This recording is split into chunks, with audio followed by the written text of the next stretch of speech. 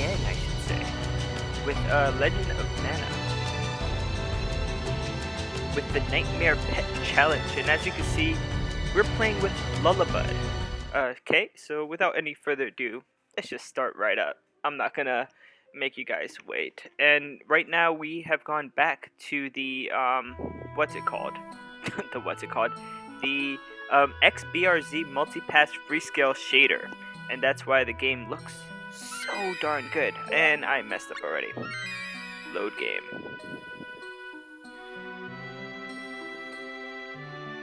So we're loading my save file, and basically what we have to do now is we have to set it up so that we can play with Lullabud. So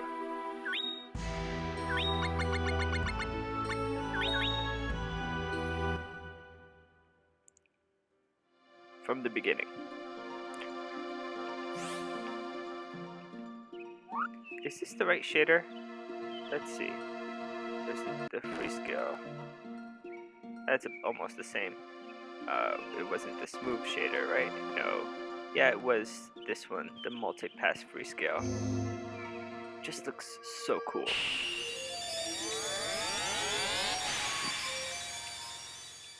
So we have to do the normal things that we always do when we start.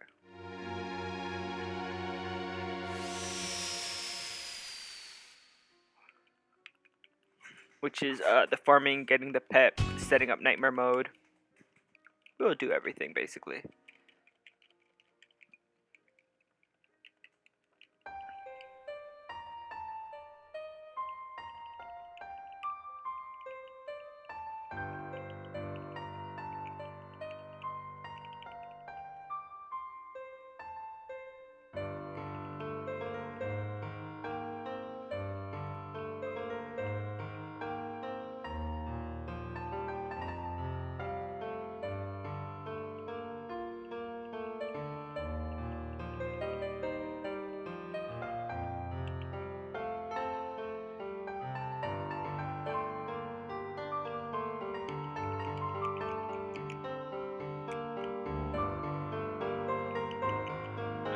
Let me see something here. I had asked a question in one of the discords. Let's see if anybody got back to me. Nobody got back to me, but that's fine. I didn't really expect them to. Okay.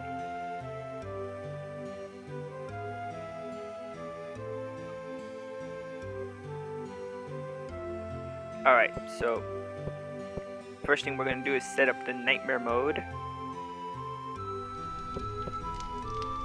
I always run back into screens that I've already been to.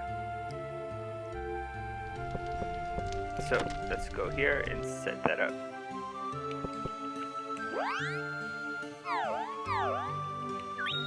Do you want to live in peace? No!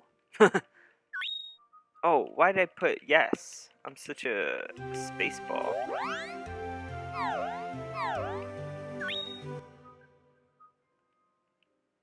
I was pressing X too fast. Do you want a nightmare? Yes.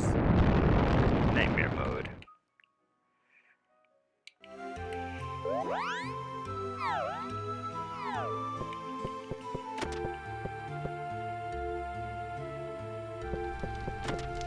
The next thing we have to do is get our pet Lullabud, and let's see what synchro effect Lullabud gives us.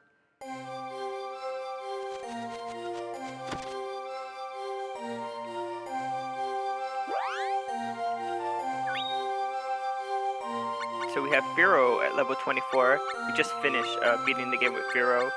We have Godzilla, Bruno. We've done basically a run with each of these 4 pets. Now we need Lullabud. And Lullabud is already at level 7, so hopefully a bit more helpful than Fearow.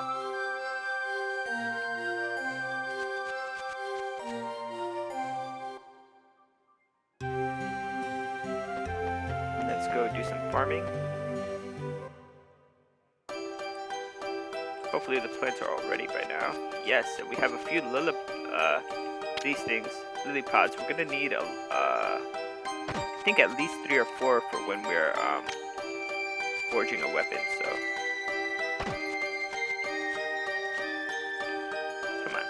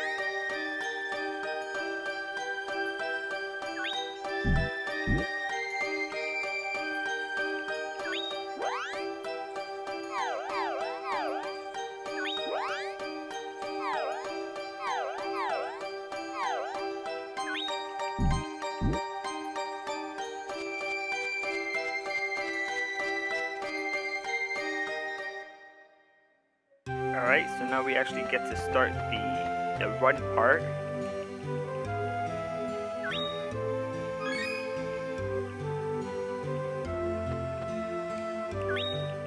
Let's place down Domina.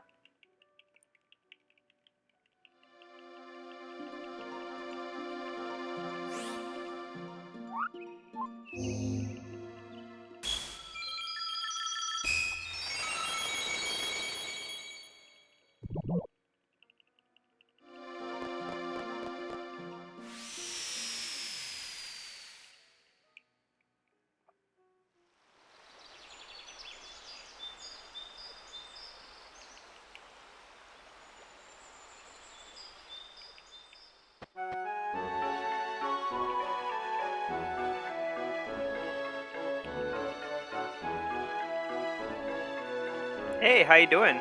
How do you think the game looks now? Not pixelated, crazy cartoon graphics. Just looks so pretty. We just basically did our farming, got the Lullabud. Yeah, very pretty. And the words are, well, let's look, just to give you a quick comparison, the one I was using before is LCD PSP. This is how it looked like before. And this is what it looks like now. Very different. When she starts shaking, that's when second option, and then again the third time, second option. The words just look so cool. What emulator are you using? I am on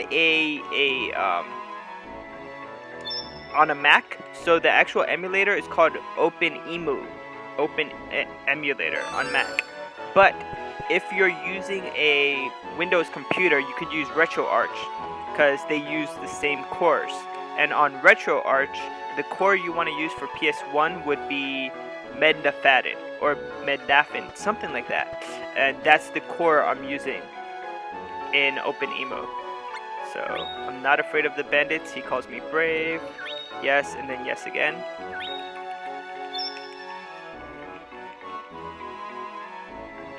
So we basically ditched Elazul for Niccolo. The only reason we get Elazul is to get that Jade Egg.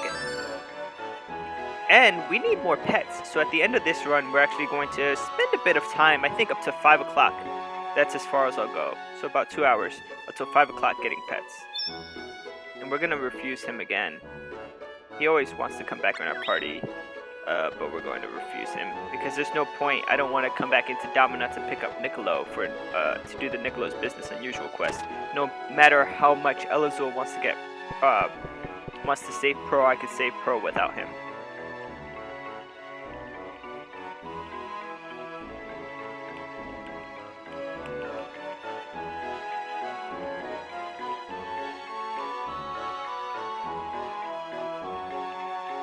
Yeah, it just looks beautiful. It doesn't look like a PS1 game like this. I think it looks more like PS2 graphics.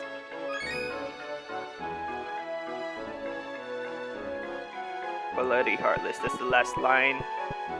And everything, of course, is in my way. I'm getting better at avoiding things, though. I used to crash into everything when I started playing this. Yeah, PS2, I think, did 2D games the right way. When you look at the PS2 and you look at games like Capcom vs. SNK 2 or Marvel vs. Capcom 2, or what were the Vanillaware games on there? I think it was Odin Sphere, and basically the 2D games on the PS2 were top notch. I think the only system that did 2D a little bit better than PS2, well, obviously all the modern systems would do it better, but from that era would be the Dreamcast. I slightly like the Dreamcast's shoot 'em ups, the 2D shoot 'em ups they had on Dreamcast, a bit better than the, than the graphics from the PS2. Come on, I just said I don't bump into things, and I bumped into that thing. Of course, I always This is why I don't speedrun. I take wrong turns all the time and I have to figure out my way. And I know the right way, it just doesn't click when I'm doing it. Okay, this guy could normal hit, power hit, power hit. That's pretty good. Wow, the words look so clear with this filter on. It's amazing. And a lot of people don't like this filter, or like filters like this. They say it looks how do you say, blurry? I don't know. I think the smoothed out graphics gives it a more modern look. I mean, I like the pixelated graphics too, which is why I go back and forth, you know, with my different types of filters here. Alright, the crab I could kill normally. These guys take power hits. Niccolo, I trusted you to get the items. You let me down. Oh, I'm confused now. Oh, at least Niccolo got the item there.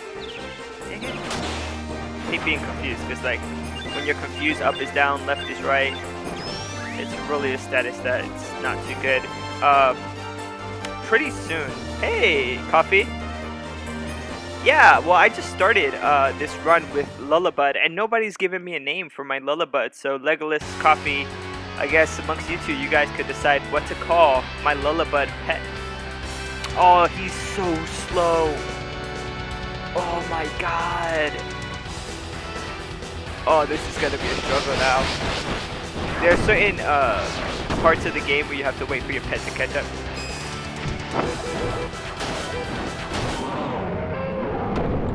Coffee, you've been designated a pet namer today. What should I call my Lullabud pet? The plant, that's very slow, I guess.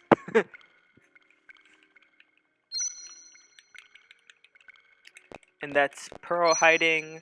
Obviously, Elazul was going to look for her, so he's gonna come in.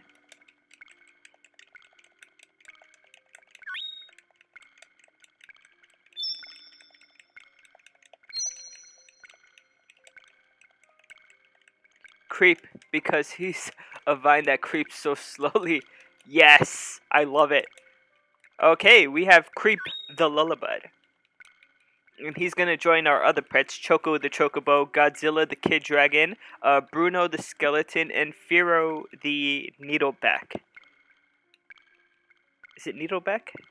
I think it was called Needlebeak. The one we just did like an hour ago. I don't know why I'm forgetting the names.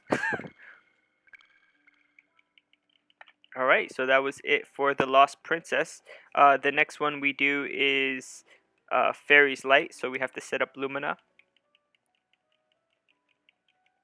And as soon as we go into Lumina, we will be naming the pet. So, thanks for that, Coffee. And from now on, I have to remember to call them Creep instead of Lullabud, because I always call them by their the name of the species, but that's not accurate. It's like if I called you all human instead of your names. And I do have some tea. Just give me a second to sip it.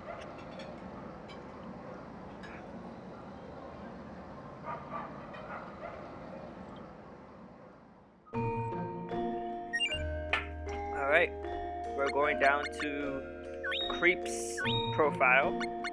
We can see he's not that strong, just a level 8 Creep. I'm gonna delete all the letters here. Ah! This is why I don't speedrun, I always mess stuff up. Creep. And there you go, Creep the Lullabud. He's a level 8 Lullabud, and hey, look! We take less damage from plants because he's in our party, so that's a really cool synchro effect. A lot of the pets that we've had have had that a defense bonus. So with the last one we had with the Needlebeak, he actually gave us defense against aerial or bird type pets, and then when we had Chocobo gave us healing effects, so that doesn't count. But the Godzilla, our Kid Dragon, gave us defense against breath attacks. So it's interesting that a lot of the pets are going that way with the synchros. I still like Bruno's synchro better. Why not Seymour? Feed me, feed me. Ah, lazy guy. That would have been fun, funny. But I think there's a few other plant pets that we could give them like carnivorous plant names too. Victory Bell, you know, that would have also been a pretty funny one. But he's already Creep, because he creeps so slowly. Creep the Lullabud, I love it. Oh, I don't want to leave. I want to get to that second dot. Jeez. Sometimes when I'm running, like, I can't accurately get to where I want to go. But yeah, I switched back to the other filter. Makes the game kind of look cartoony. Wait, no, I forgot to talk to Gilbert. That's why he's not. Get out of my way. This is why I don't speedrun, guys. Every time I make a mistake, I'm like, this is why. This is why I don't speedrun through the games. I do run through the dragon runs quickly, but I don't speedrun it. I don't like time myself because I always make mistakes. I'll never be able to get a good time.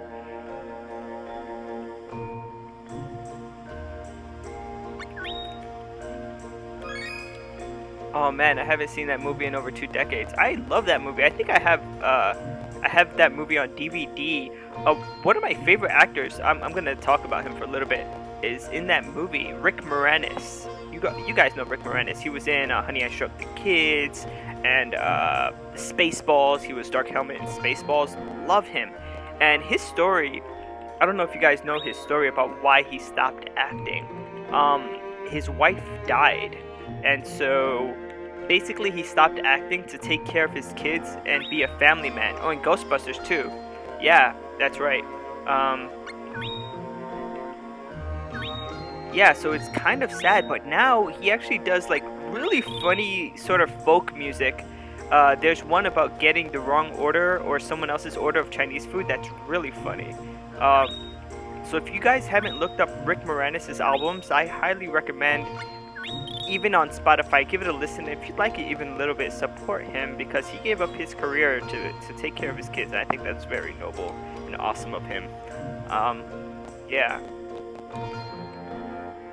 I always forget this one's 2-2. 1 then 3.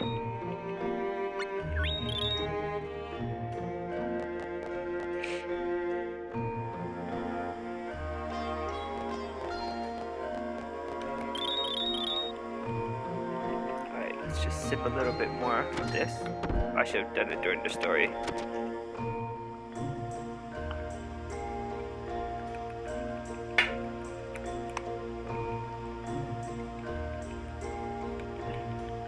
So at the end of this run with the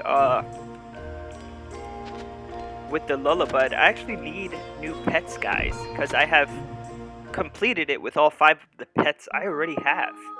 So what I'm going to do is I'm going to enter the Luon Highway. There's a few areas where I can get pets: the Bone Fortress, the Luon Highway. So I'm going to enter that and then get the eggs. And my hope is that the very next time I'll do a demigod. So it's a pet that I don't really need to hatch. He's just in the world. I'll pick up Gory, who's actually here in Lumina. So I'll pick up Gory, and then we'll go from there. And then the eggs will hatch during that run, and then I'll have 3 new pets, you know, that I can do after that to continue. Eventually, I'm going to have to. I saw a guide where you could do all the events in the game. I'll have to do a full, like, that entire thing, because that guide places the lands in areas where I can get rare pets. There's really rare pets like the ape mummy, who's an undead monkey type pet. That's really rare. And so I would have to basically play through an entire playthrough, and then use that save file to generate pets to basically be able to play through the game in New Game Plus with those pets. So you just picked up Succubus? Griffin. That's awesome. That's one of my favorite pets, is the Succubus. You pick her up at the Feek Snowfields when it has a shade of level 3. And that's going to be one of my biggest challenges. How do I start a game and get Feek Snowfields up to shade level 3 as soon as possible to then pick up the Succubus to finish off basically the dragon run. That's one of the things I'm like having trouble contemplating in my head how to do that. And I don't have access because I'm on a Mac to that land generator. So that's going to be a hindrance for me. It is hard to get. You need Feek Snowfields at level 3. She's a Demi-Human god, so you can't really... and then the Trembling Spoon, right? Yeah. You can't really hatch her. Like Gory, the Tomato Man, the Succubus, the Mallard Duck. I think they call it Mad Mallard. And there's 2 more. There's like 7, 2 or 3 more. 7 Demi-Human pets, and because they're demi-human, like half human, like people you can talk to, they're actually people that walk around in the world that you recruit as a pet. They do gain levels, and you can feed them in your barn like normal pets. I think the succubus is called Alyssa or something like that, and then Gory is the goblin pet. But we'll be doing one of the demi-humans after this because I need a run where I hatch eggs. And so that'll be basically while I'm doing that one, we'll be waiting for the eggs that I get at the end of this run today to hatch. Why am I not using the harder attack? The game just looks amazing with this filter, I swear.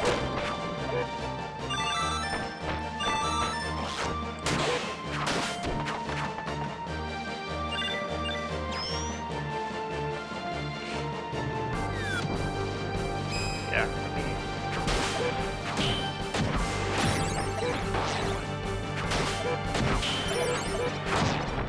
I gotta back up from this rabbi because he's just causing too much problems. Hey, my Lullabud is kicking a bit of ass down there with that rabbi. That's cool. He's going to be gaining levels pretty quick. Creep. I keep saying my Lullabud. Actually, this would be a good chance to look at the color differences because we have a Lullabud enemy that we're fighting. So you see, my Lullabud has more of a pink on the head compared to the enemy Lullabud, which is more of a yellow-orangey color. It's good to note that the differences. He's actually going in on Niccolo. You see the differences? They're right next to each other. So the enemy is orange one, and my pet is pink. So that's cool to know. And again, my pet gives me additional defenses against plant-based enemies. So here, I always look at the save file, and I have on my memory card Saga Frontier 2 save, and I try to access it. And what this does is it sets me up so that later when I fight Deathbringer 2, I get a 2-handed adamantium sword, which I could sell for 900 lucre. So, or if you're like playing the game normally and you don't want to forge a crazy weapon, that weapon at level 63 is pretty good. It's like one of the best weapons you could get, you know, without forging.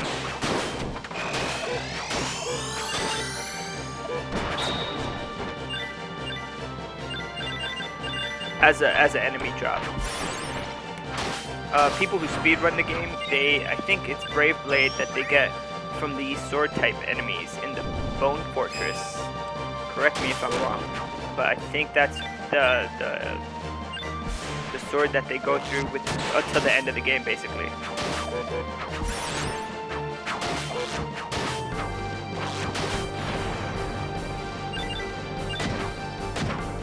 See, I care too much about the experience. Like most speedrunners just leave the experience until all the way to the last enemy. But I'm like, no, I earned this. I want to take this with me to New Game Plus. I have to get to level 99. I have a no future run later that I want to do.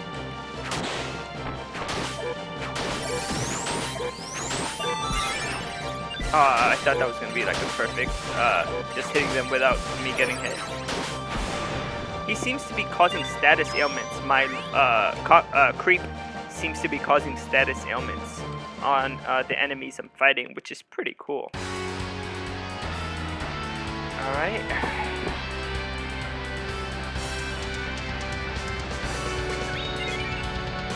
It's a good opportunity for me to make more tea.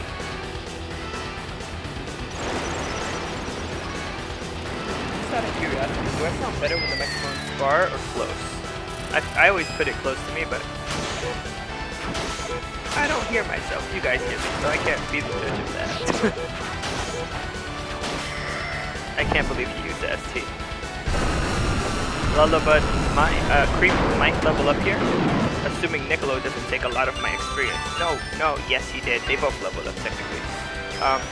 The crazy thing is, I don't know why the game doesn't save the stats for the partners. So Niccolo, Elazul, Sierra, and Lark. I feel like they should be getting stronger, but every time I equip them, they never save any of the experience they gained from my last playthrough. And I think that's a bit of a flaw. I think if they ever remade this game, that would be one of the things I'd want them to fix. New Game Plus, all the experience from all of the partners, you know, stay with you through to New Game Plus. I think that should be a rule.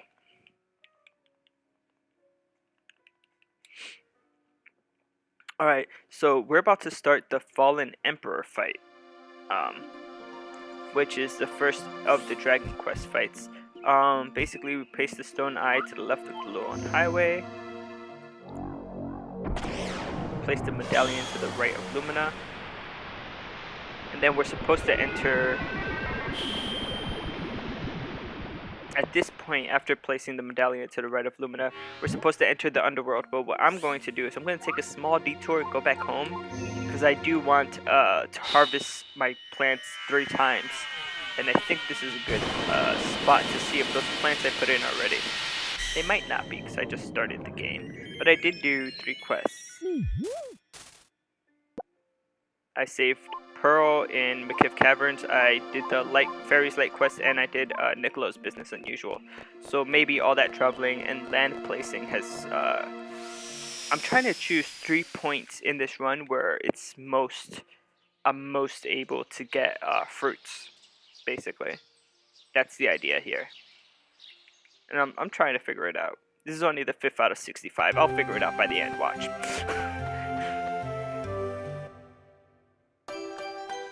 Please grow for me. Oh, yes. Yes. Oh, they're not ready. See this little one? This Cavadillo is not ready. With Johnny Boy at the helm, the succubus is a sure thing.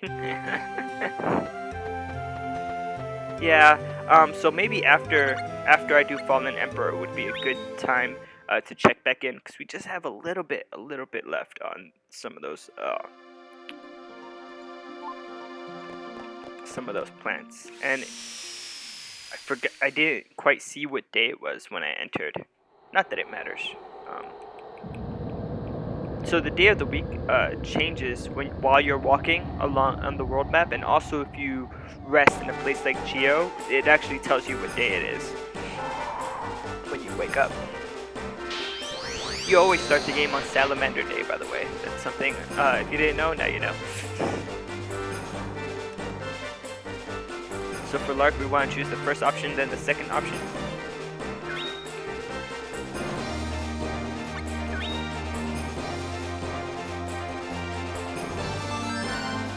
Then we're on our way to get baptized in flames. By the way, if anyone follows now, they will be baptized in flames. That's the animation I have for when people follow my Twitch. Just because I thought it was funny.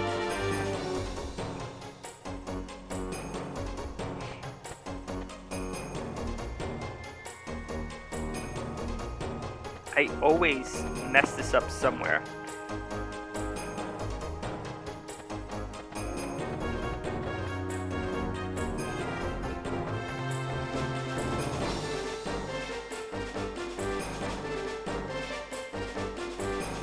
Shantae and the Seven Sirens. Well, the Shantae games I heard were really good. I've never played any of them. I don't play a lot of platformers. I do like Metroidvanias, but I don't play like a lot of platformers. So, but I heard the Shantae games were pretty good.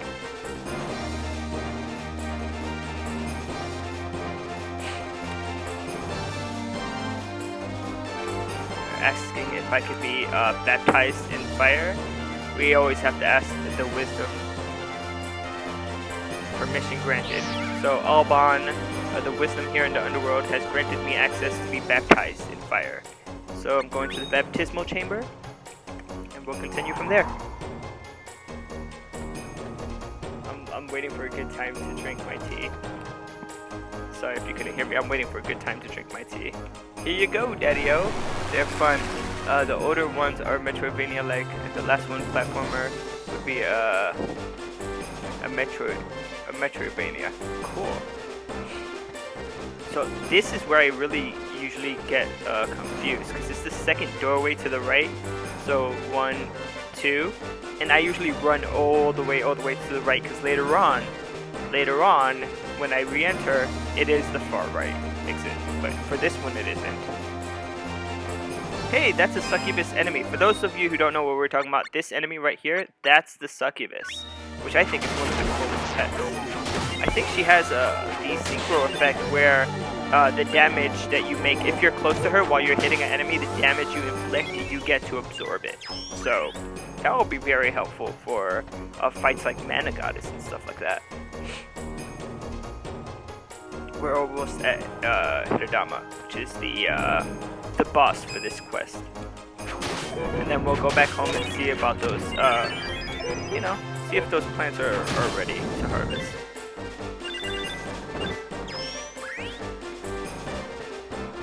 Yeah, the Metroidvanias I've played, let's go, I'm ready. The Metroidvanias I've played recently, well, not recently, but that I can remember, Axiom Verge and Bunny Must Die. Loved Bunny Must Die. It's a crazy shoot-'em-up type game. Also, I've been playing through Rabi-Ribi, but I've stopped Rabi-Ribi to play this game.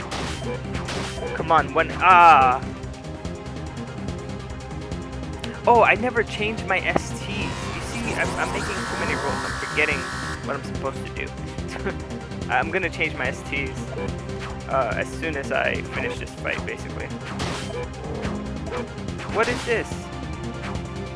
It's a dead Hiradama. Should check out Monster Sanctuary. Monster Sanctuary?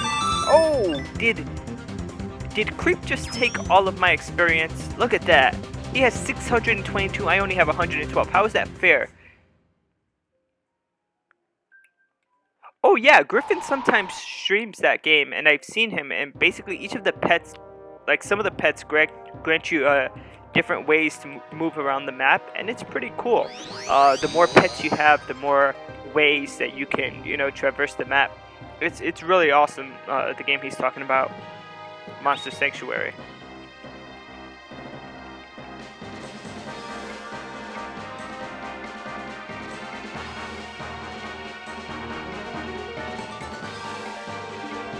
Oh no, why would I reject it? I'm supposed to accept it. Sorry. They don't let me out if I don't accept.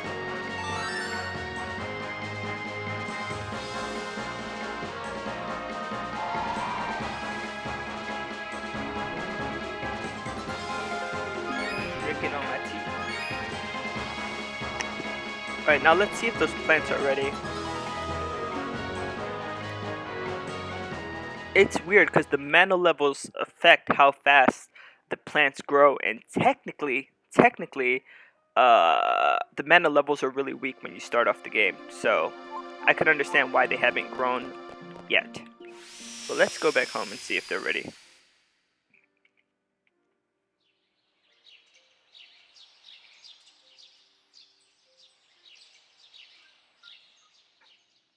We're just gonna do this really quick, and then we'll place the broken doll and the skull, right? The skull lantern to make the Norn Peaks. Ah, they're still not ready. Freaking Cabadillos, man. Those Cabadillos are not ready.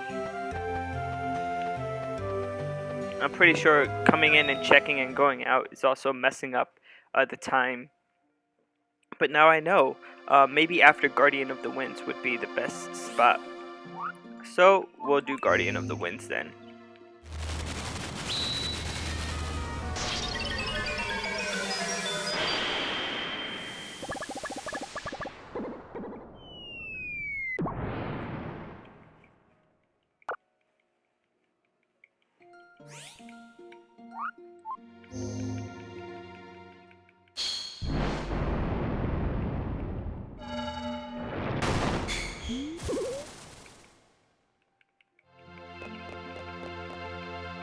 Entering the Norn Peaks.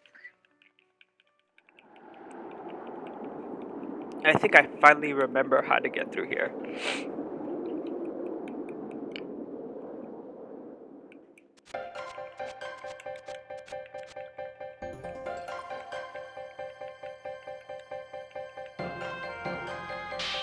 That's Sierra. Oh, and I said I was going to set up my STs and I didn't. Should have done it when I got to the world map, but it's alright. I'll do it now. Griffin is also an amazing speed runner. He recently beat his best time. I think he has it down to an hour 34 minutes. This dragon run, he does it on a new file and does it in an hour and 34 minutes. So that's pretty cool. So let's set up the RCTs to be Shish Kebab, Impulse. It's not generous. I can't do that. If I can't do that, it's amazing to me. And Shield Breaker. Shield Breaker might be a good thing to use on those sword type enemies.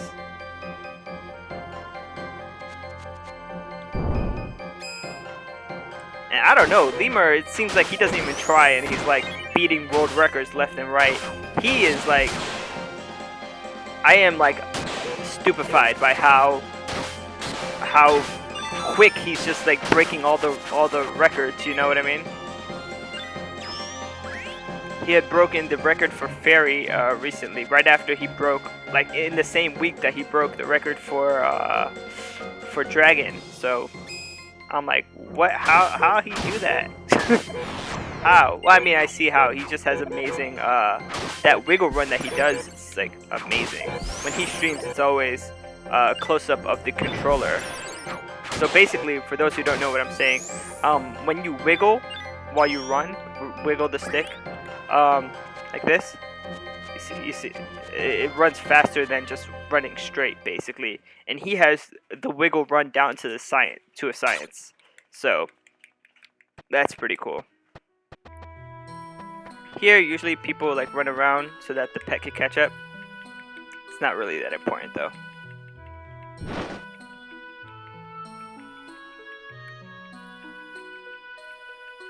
This pet, by the way, Griffin, we were talking about slow pets. The reason Lullabud is called Creep, it's because it's the slowest pet I've encountered so far. He creeps along. Nah, the vines creep. That's why. Because he's like a vine and vines creep. But he is pretty freaking slow. Not recommended in terms of speed. So far, Bruno, my skeleton, was the fastest one. Come on, really? I really need to get forge an armor that has resistance to all statuses, because this is annoying. By the way, that's pretty easy to do, forging an armor that has resistance to all statuses. You need the right items, but it's pretty easy to do. I wonder if I should do a tutorial for forging. If I did a tutorial for forging, it would be hours long. I could probably break it up into like the basics of forging essences, forging plunge attacks, forging status resistances for armor. Then you'd have to be I'd have to explain how to forge onto a weapon, like how to give status to like your enemy that you're attacking. And then at the end, of course, how to finish it off with cards that should probably be on your weapon just for their added effect. Some of the things that you forge on a weapon is temporary, and so, but they have effects that you might want. So those you always want to forge last onto your weapon.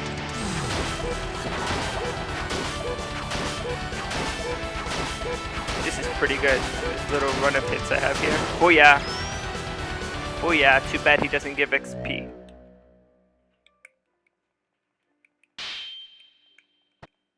Alright, we're gonna go down to the second wind collar. There's 3 wind collar fights before fighting Aggravator.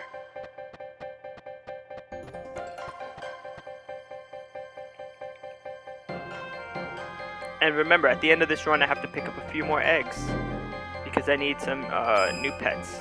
And basically we'll just enter the Luon Highway or the Bone Fortress and pick up those eggs. It's not that hard.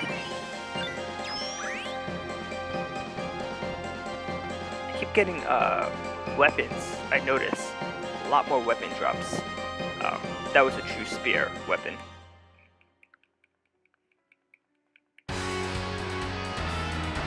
this one I like to line myself up because he usually starts with magic. So if you hit him right off the bat. Thanks, Lark. I had like the perfect placement, and Lark did it again. Stop pushing the enemy away from me, Lark, when I'm in the perfect place to like destroy him.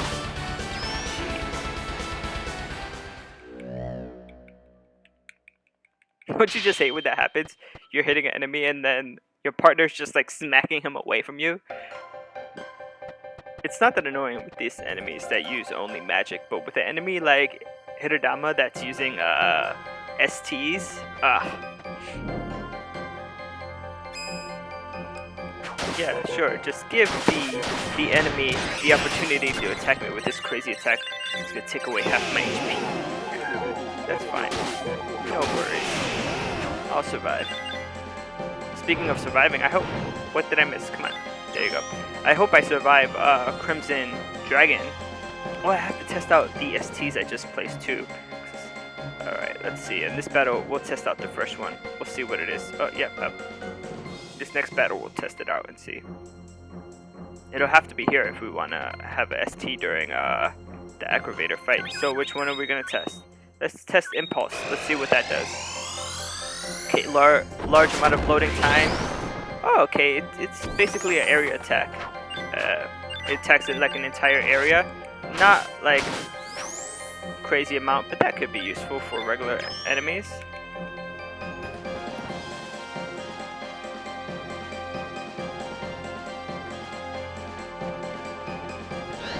Oh no!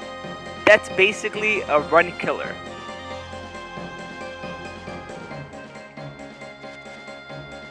When you do that, it brings you back to the beginning. So I don't have to fight the other wind colors, but it's going to take me a few minutes to get back to where I was. That's when you're speedrunning, you don't want to touch the statue. That's something I usually try to avoid, but I just forgot that I wasn't heading up, I was heading down. I was walking blindfolded. That's what happened. Come on, it's right there. I hope they're able to kill off the enemy, so I don't have to walk back. Come on. Dang it, guys. Yes. Do it. Do it. Do it. Get him. Alright, I see I gotta lay down the law here. It's fine. I'll do it.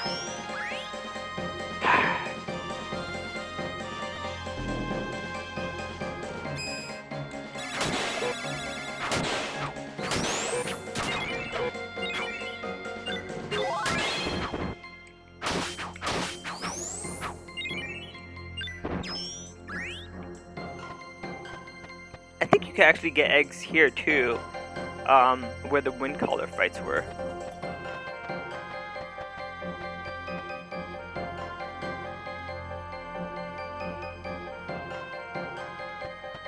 Is this where I fight the wind color? Yes, it is. So then I take a top left here. Then I think it's top right. We're almost where we were. Don't worry, we'll figure it out. Yep, this is it. Thanks, guys.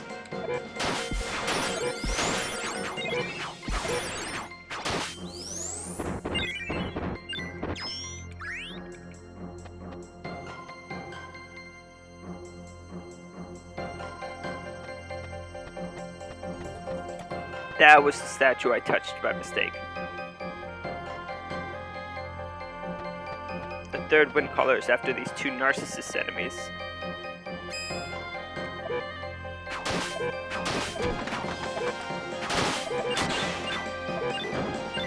Alright, yeah, let me get the experience.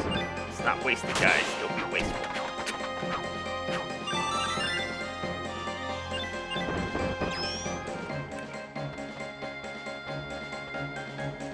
Okay, so this is the third wind color here.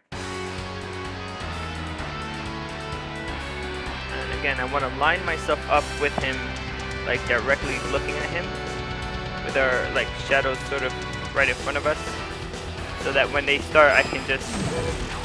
There you go.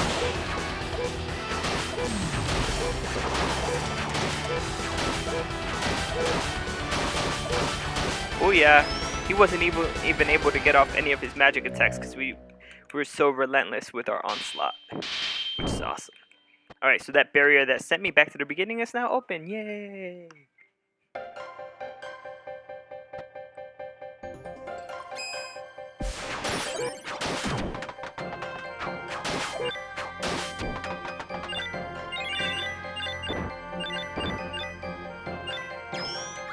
Spiral Claw. Okay.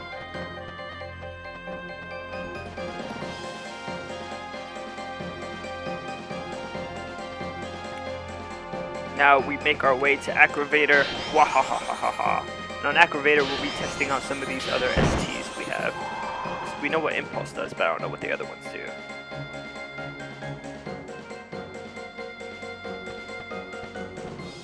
And actually, let's see what they are.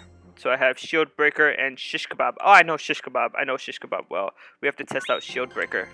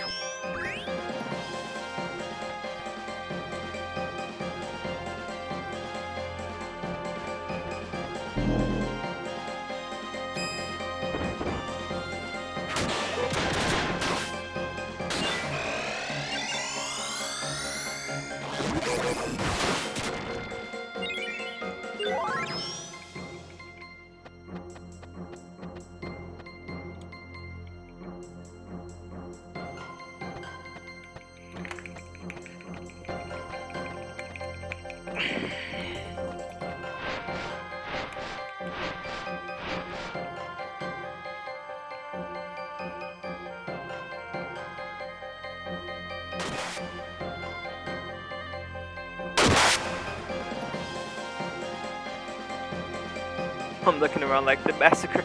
No. No, the massacre.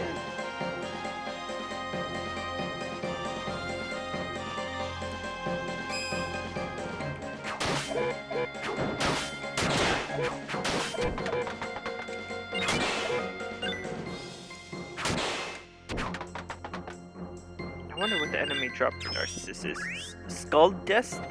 Skull Dust? What was that? Name for item. Sorry, Needlebeak.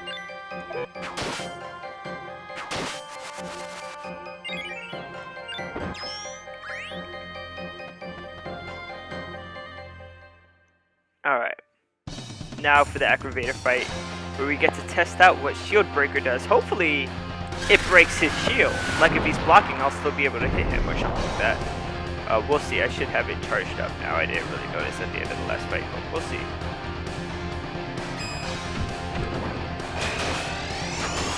This is Shield Breaker, guys. Oh, wow. Massive amounts of damage. Nice. I like that. I think I'll use that one on the Mana Goddess. Just like, Shield Breaker, yeah. Okay, I think you've leveled up twice, Lark. Oh no, I did get all of the experience there. 315 for everybody. Nice. So that was Guardian of the Winds, and before we do the field trip, let's check back home. I think this might be a good spot for our fruits at home to have hatched, or to be ripe, or whatever you call it. So before we do the field trip and Ghost of Nemesis and the Deathbringer 2 fight, we're going to go back home and check that.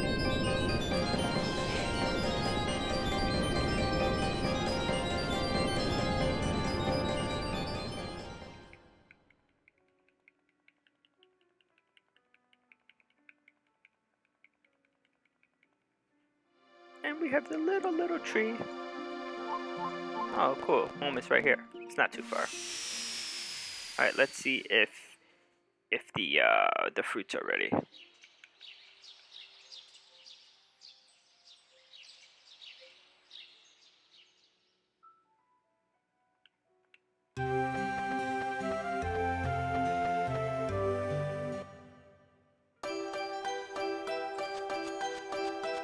Yes, the Cabadillos are ripe. I don't know why they took longer than everything. And the needle lettuce. Why did I say cavadillo? Oh, because this was a cavadillo. This is what I saw.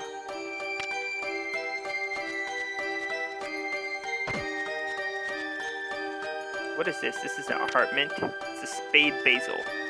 So there's 4. I think it's heart mint, spade basil, and there's one for diamond and one for the other card sweet. And they are not really like the best fruits to be giving your pet. The ones that are like for the sweet of cards, basically heart, spade, diamond, and clubs. Is it called clubs? One with, looks like a clover, 3-leaf clover. I don't know. Not really the best to be giving your pets. So he gave me a crooked seed, nice. Small seed, nice. Flat seed, nice. Spiny seed, yes. Spiny seed is the rarest seed, and it always gives you rare fruits. But we're not going to use the spiny seed. Haven't given him a flat one. Actually, let's do 2 flats, and then we'll do 2 long seeds as well. Just to see what we get. Alright, now let's go back on our quest.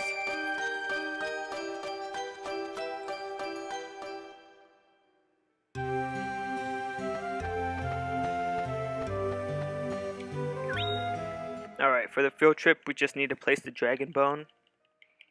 And then we're going to do 3 things here. We'll do the field trip, we'll do the Ghost of Nemesis, and then we'll do the Deathbringer 2 fight.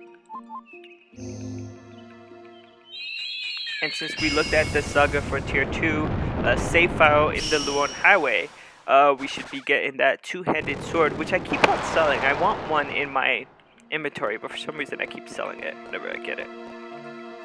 Then on the way out from Deathbringer, we will sell a few things from our inventory to the kid that's in the Bone Fortress. The Bone Fortress is another good place to get undead enemies. So because you fight skeletons there, and Deathbringer's undead, basically. Whoa. I had my volume all the way up on my headphones. I was not prepared for that.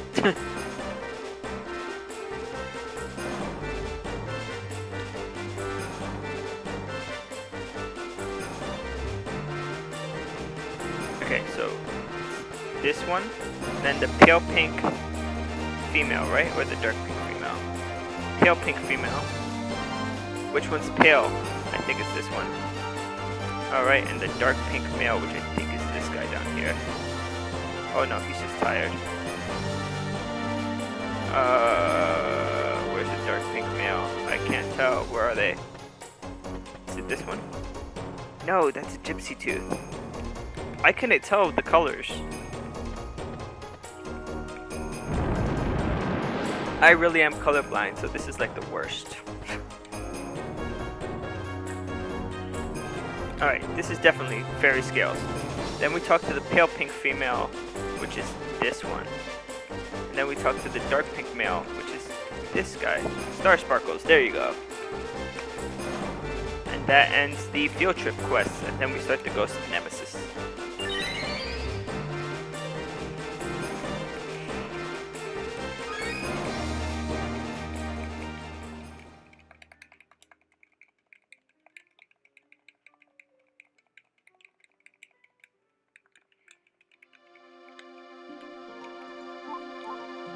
I don't know why I was walking away.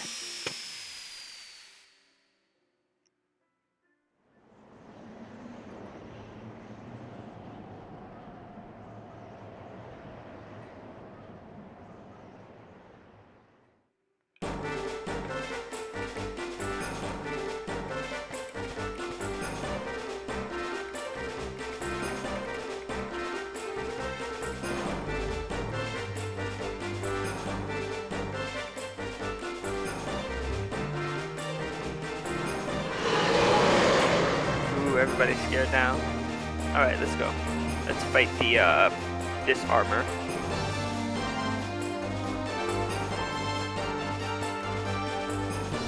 Look at how slow he walks. Oh my god, I can't right now. I just can't right now.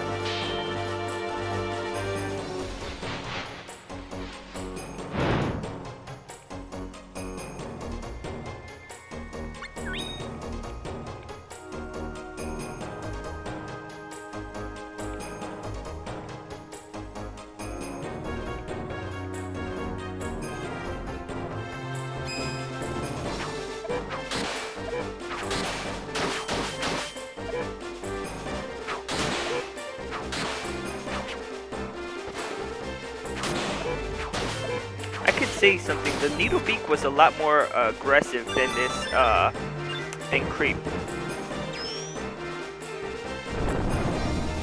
in terms of attacking the enemies. It's a trap.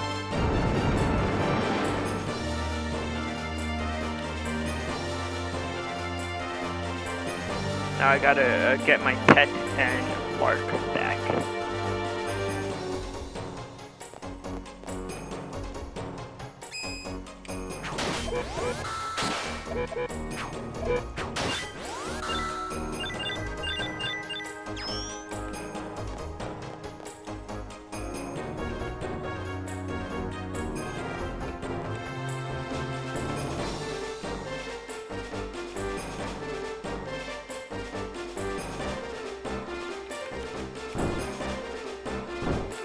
Oh, come on.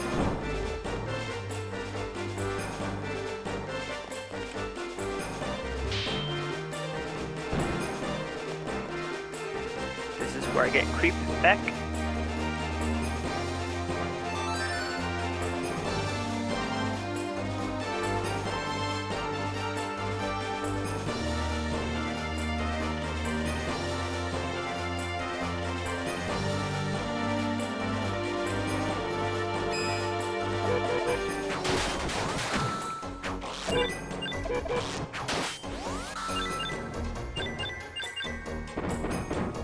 Did I miss something?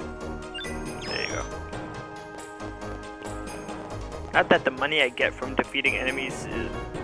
I don't think the game was made so that you're supposed to like rely on that. I think it was made to give you like a lot of items that you don't need, so you sell, and that's how you make the money in this game. We're going to the third floor. We're going to the third floor to get the key to the second floor so that we can save Lark and also to fight Sierra. And then at the end, we're gonna come back to the third floor to fight. If you say I know, she doesn't tilt her head down. It saves just a second.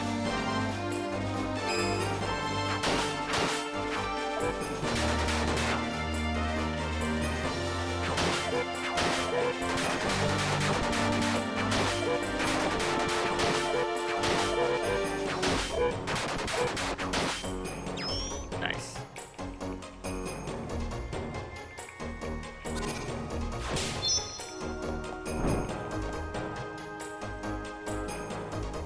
To fight Deathbringer and Aggravator on the third floor. I start my sentences and I never finish them. I have that bad habit.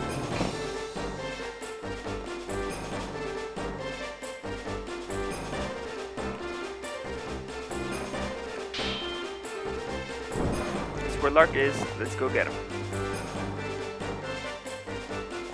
Yay, we got our party back.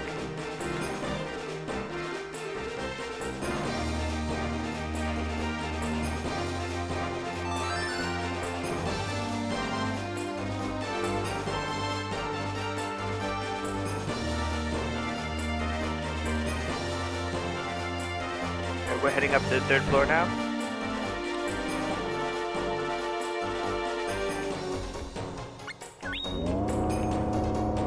And then the next fight would be Deathbringer Part 1. And then we fight Jahara Part 1 and 2 back to back. And then we have to come back in, not have to, but I like to, when I do this, come back and fight Deathbringer 2.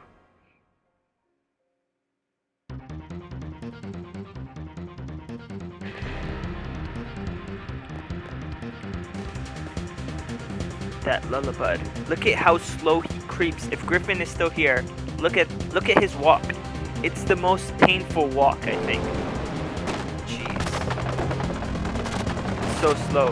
Creep is so slow. Can we shish kebab him? I'd like to shish kebab him. Shish kebab is one of my favorite. Yes, we shish kebabbed him. Did we? Did it register? It doesn't even look like it registered. But you see what I mean, Griffin, with how slow. This is probably the slowest pet I've encountered so far. They do have different walk rates.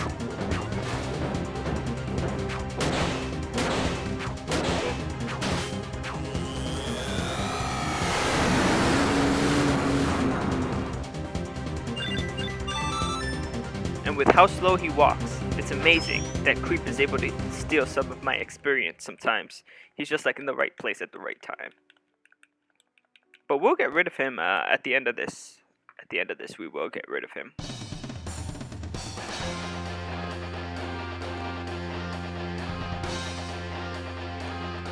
Oh my god. Oh, really? Wow. This is just... Do you see this? It's like 30 seconds just walking. I can't right now. I really can't. This pet is... Yoko Shimomura did. Did Yoko Shimomura also do the Chrono Cross soundtrack?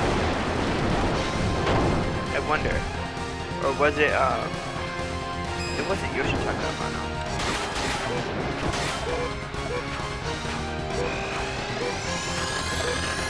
Yeah, it is annoying. Bruno wasn't that bad. Bruno had like a nice pace, but this Creep is just, oh my god. Yasunori Mitsuda, right. Yasunori Mitsuda. I have the Chrono Cross soundtrack. I have this soundtrack too. It's pretty good. There's like an inexpensive version if you like some of the music and you don't want the whole soundtrack. There's like a selected works soundtrack that you can get for this game.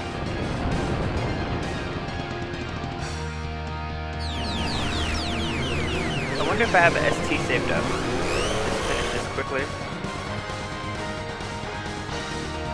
So notice his head and his arms, how they look.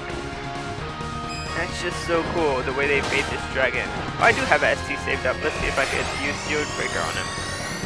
Oh, he's gonna do something. He's gonna do an ST now. Yeah, so that didn't really register because he was in the middle of doing his move. It's fine, we got him here.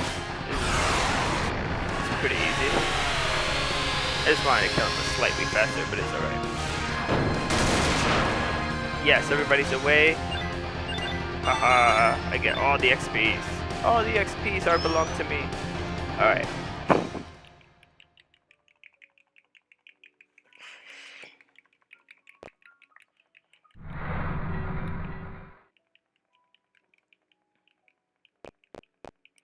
Yoko Shimomura composed Guile's theme in Street Fighter 2, Mario RPG, Mario and Luigi RPGs. So those are on the DS. Parasite Eve on the PS1. Final Fantasy 15, that's on the PS4. Radiant Historia, is that on the Wii, I think, or on the DS? And of course, Legend of Mana. Nice. That's a good discography right there. That's a good, nice collection of awesome soundtracks, actually. Super Mario RPG, I remember, was a great soundtrack. And that Guile's theme.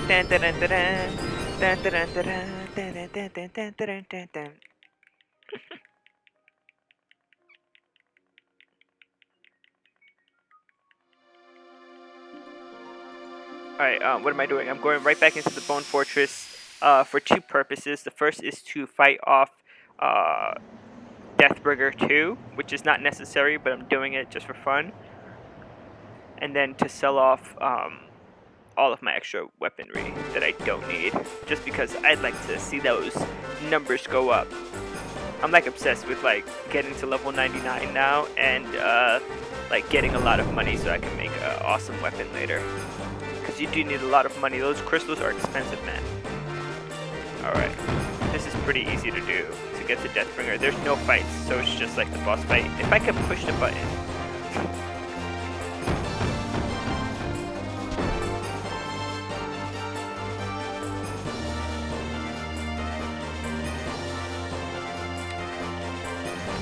Straight to the third floor. Since we already did this, all the traps are gone, so we can just go straight in.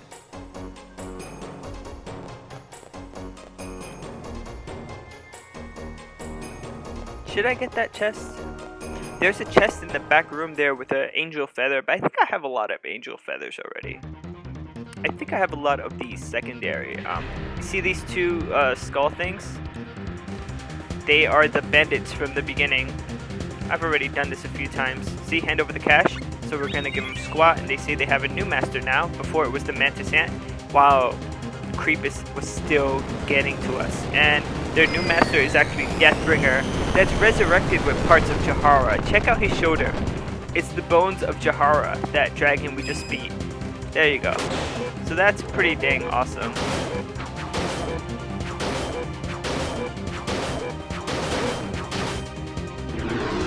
And even though the level is higher than the other Deathbringers, still pretty easy. And then at the end, they give me the sword from Saga Frontier 2, Heishi Shorin or something like that. Heishi Shorin. You know what? I am going to go further in. And the reason is, if there is a monster egg here, I want to recruit the monster egg. Oh, it's Gnome. Okay, well, I got the Gnome. I'll play music for Gnome, basically. Let's see if he likes a serene tune. Melody, and we'll see if he likes that first. He doesn't like it. Okay, we could play a different tune. Let's play a different tune, and we'll play a sorrowful tune. And we'll see if he likes it. He's interested, but he doesn't like it. That's fine. We'll play a different tune, and we'll play a cheerful tune, and let's see if he likes that. And if he does, it's only interested. So he's going to like the last one, which is Mysterious Tune. And since he is going to like that, we're going to make it more complicated, because the more complicated we make it, the faster he comes to us. So we'll choose three different instruments here. And then we'll play it. Look, he's really happy. He might even do a flip or two. See, he really likes it, and he's gonna come to us pretty quickly now, since we have, you know, complicated the music. We have to stop playing it when he's really close to us.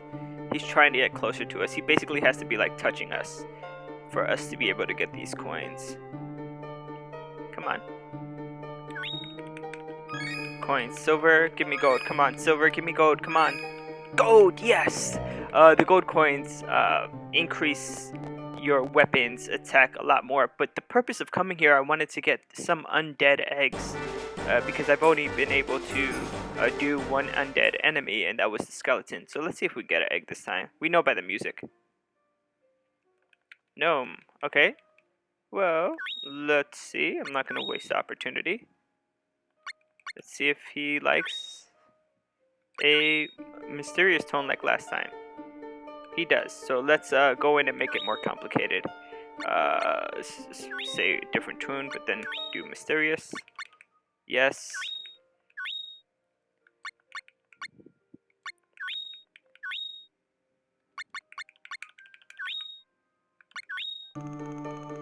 Okay, see, he's gonna come to us pretty quickly now.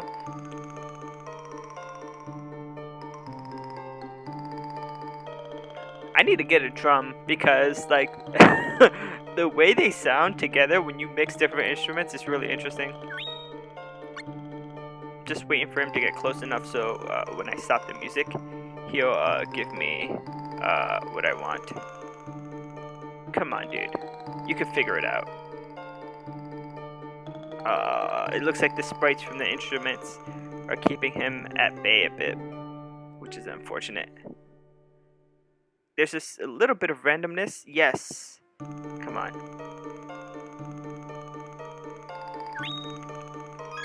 Silver. Silver. Gold. Nab him. Got him. Got him. And it was pretty easy, but I'm actually... So I appreciate getting all the coins, but what I really want right now are the eggs, because I'm in the middle of my challenge, and I basically, after I finish completing it with Creep, I need new eggs, new monsters. So this is an undead egg. So undead eggs, I think, they really like meat. So we're gonna, you know, give them some meat here. Let's try odd meat. Alright, Baku. I didn't even know you were here, but let me know what you get. And support your local restaurants, please. They're struggling.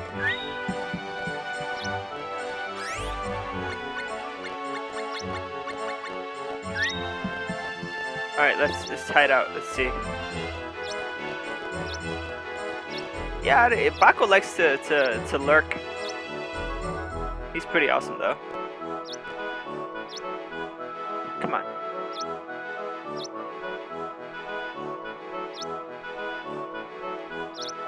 Is he sleepy? We can only nab them when they're sleepy.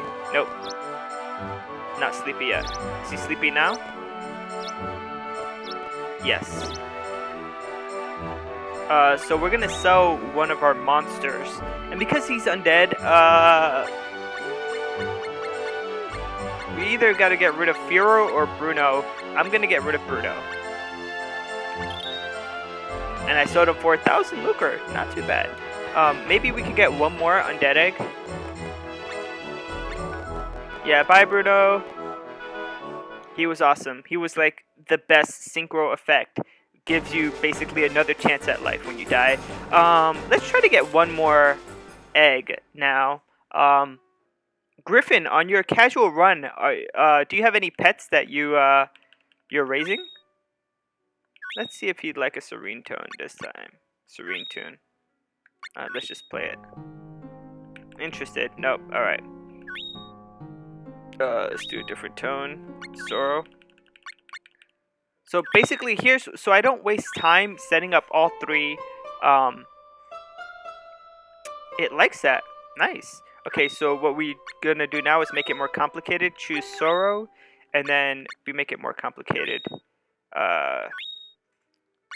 The reason why I do it like this, I basically just choose one instrument at a time for each of the different tunes to see which ones he likes, and then I add 3 instruments on the one he likes, and it makes him hop over to me really quickly.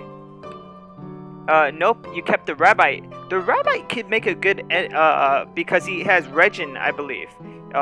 When he's close to you, I think that's a synchro effect. I still haven't gotten a Rabbite because I got the Chocobo first, so I have to figure out how to do it with the Rabbite.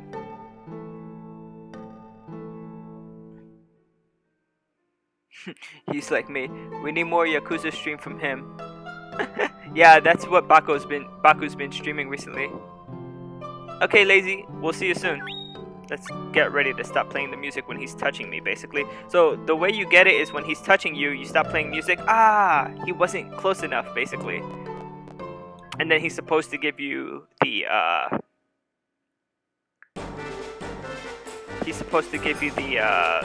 the coins when he's touching you, but I guess he wasn't close enough to me at that point.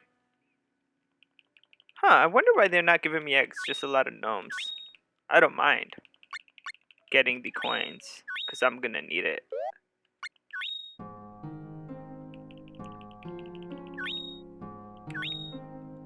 And every time, it's sort of random what they would like. Each time you have to go through and see.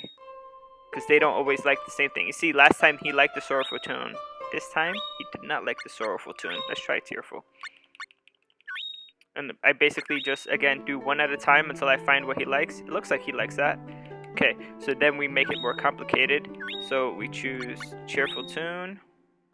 And we add the 3 instruments. And I need to get like a different instrument just to have more variety. Because I do have a lot of harps, but not a lot of anything else.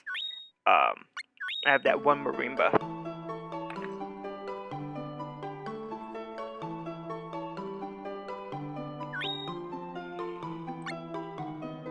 I do want to get one more egg to sort of maximize the chances when I start that new game of getting something new that's not a skeleton.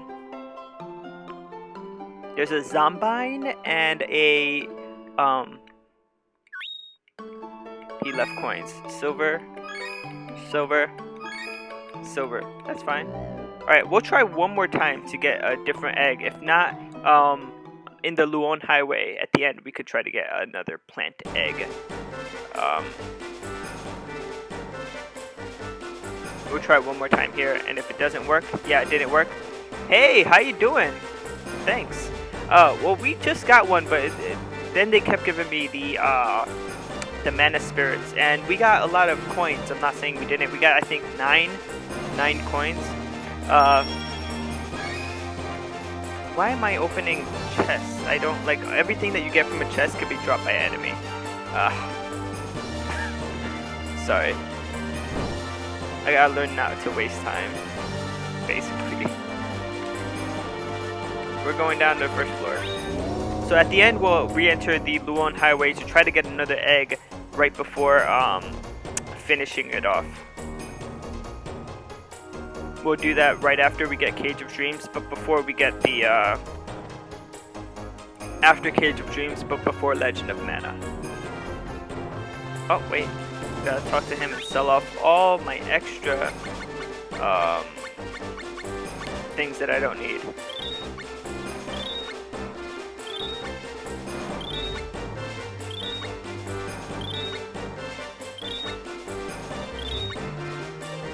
Doomhammer. Levitine, what's that? Skuldasek. So Heishi Shorin, that's my Altina Alloy two-handed sword. That's the sword that you get when you fight Deathbringer 2. So it's a pretty good sword for being a drop. What the heck am I doing now? Oh, I finished Ghost of Nemesis. I gotta get my mind right. Dragon Princess, right. So I got put the green cane next to the Northern Peaks. Enter and start up the Dragon Princess quest.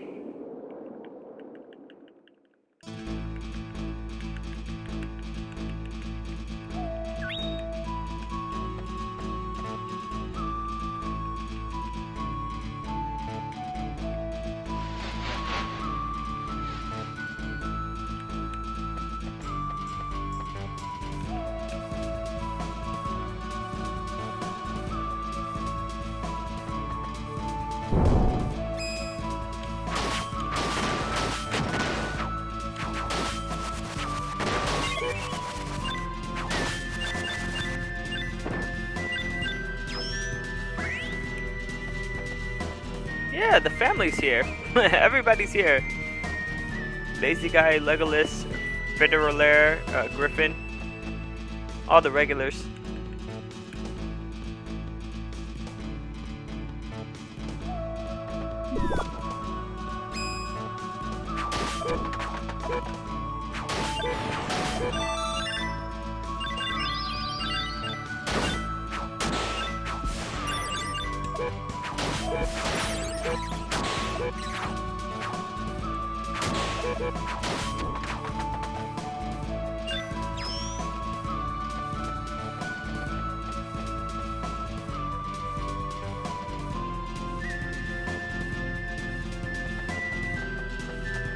Oh, left here. I don't know where I was going. Yes, I finished the Needlebeak. That was the one I did last time. So now I am doing a Needlebeak. His name was... What was his name? Fearow. So now I'm doing Creep the Lullabud. Basically, the chat gets to name the pets. And they named this Lullabud Creep.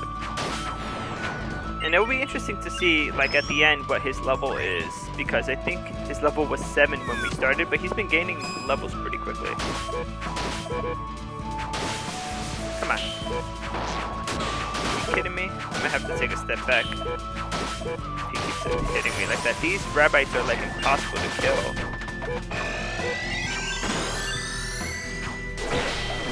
Oh, jeez, thanks. Did you get him? No, I got him. Baked roach. Ew. Did you see the drop? That was nasty. That's nasty. Alright.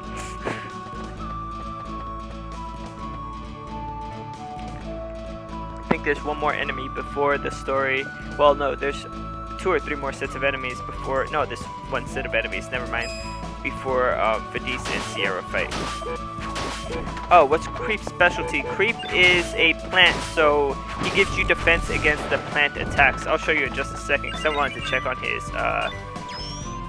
his level 2, see how he's progressing. So I'm level 79. My power's pretty good, 88. I'll get this up to 99 before the end. My luck, by the way, if you guys don't know, luck is 5 is the highest you could get on your character. So when you're forging, if you prioritize luck, because everything else could be raised to 99. If you prioritize luck, it'll be good. So yeah, his name is Creep. He's level 18, and his specialty is defense against plant monsters. I basically get less damage from plant monsters. I haven't given him any food, so that's why this is all empty. Basically, when you feed your pets, you can give them defenses and elemental defenses and all types of cool stuff. Like even you can make their attacks cause status ailments and to the enemies and stuff like that. But I'm only going to focus on raising the last 5 that I get. So the Chocobo, which I already have, Kid Dragon, which I already have, the other 2 dragons, which I'm waiting to the end to get because I don't want to take up space in my barn while I'm doing this, you know. And my last pet, who knows? Who knows? I still haven't decided what I want my last pet to be.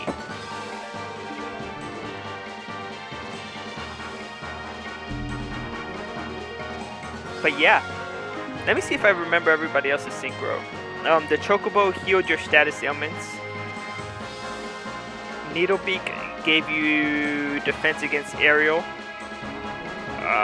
The Kid Dragon gave you defense against breath attacks. Bruno, the skeleton, revived you really fast if you were to die. So yeah.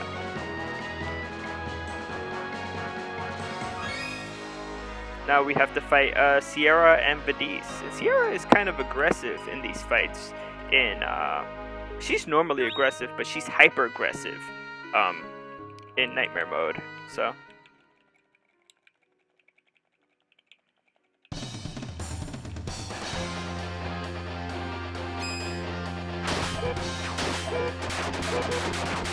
you know what? Are you kidding me? She was in perfect position to get hit with that, and then she, really? I'm asleep? I'm asleep now? Really? Thank you. Thank you for waking me up. No, no. Dang it. Get in position where I can hit you. It's like a freaking acrobat here. No, no, no, no, no. I saw where that was going.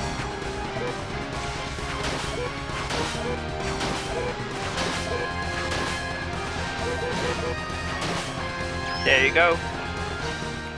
No experience with that fight. It's like the 3 wind color fights. They don't give you experience for certain boss battles in this game. Which is, you know, whatever. So now, also, if you want a Lullabud plant as a pet, if you want a Lullabud plant as your pet, your very own Creep, in Luon Highway, which is, I have it here, Luon Highway, you can basically get one if you go to the same place you fought the Mantis Ant. They're pretty easy to obtain, Lullabuds. So yeah, we're putting down Medora Beach and we're going to enter the underworld. And we're going to do the Crimson Dragon quest. This is one of the quests that I get a bit confused sometimes on where to go. So if I'm looking down at my guide, just forgive me. Don't worry, I'm still watching chat. Actually, on my screen, I'm going to fix a few things because I have this that could be bigger and this that could also be bigger. There you go.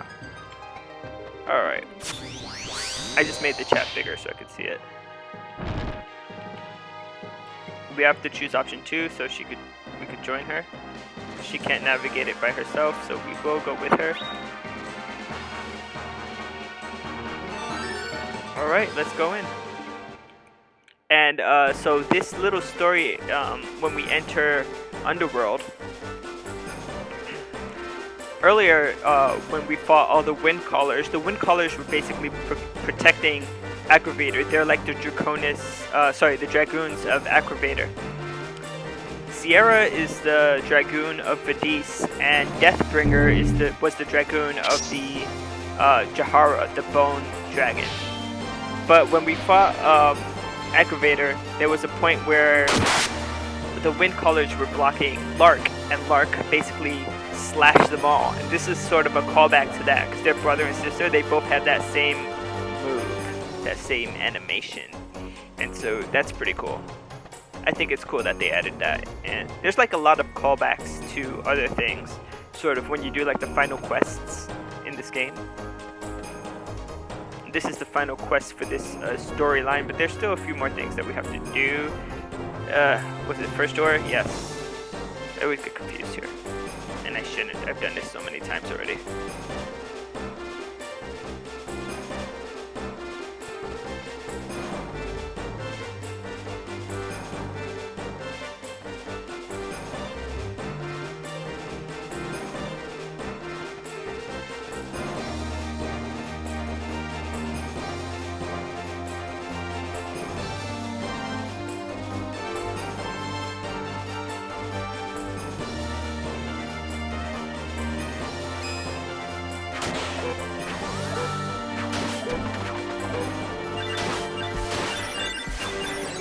I just want to say, with this filter, the experience looks amazing. It looks sort of 3D when the experience drops. I don't know if you guys are seeing that effect, but we'll see it next time when I defeat an enemy and they drop experience. I'm just like sort of amazed at how it looks. It looks so good. But of course, next time I play, I'll be choosing a different filter. There's like a linear filter that looks nice, still more pixelated than this. This is really smoothed out, but these oddity enemies are so weird.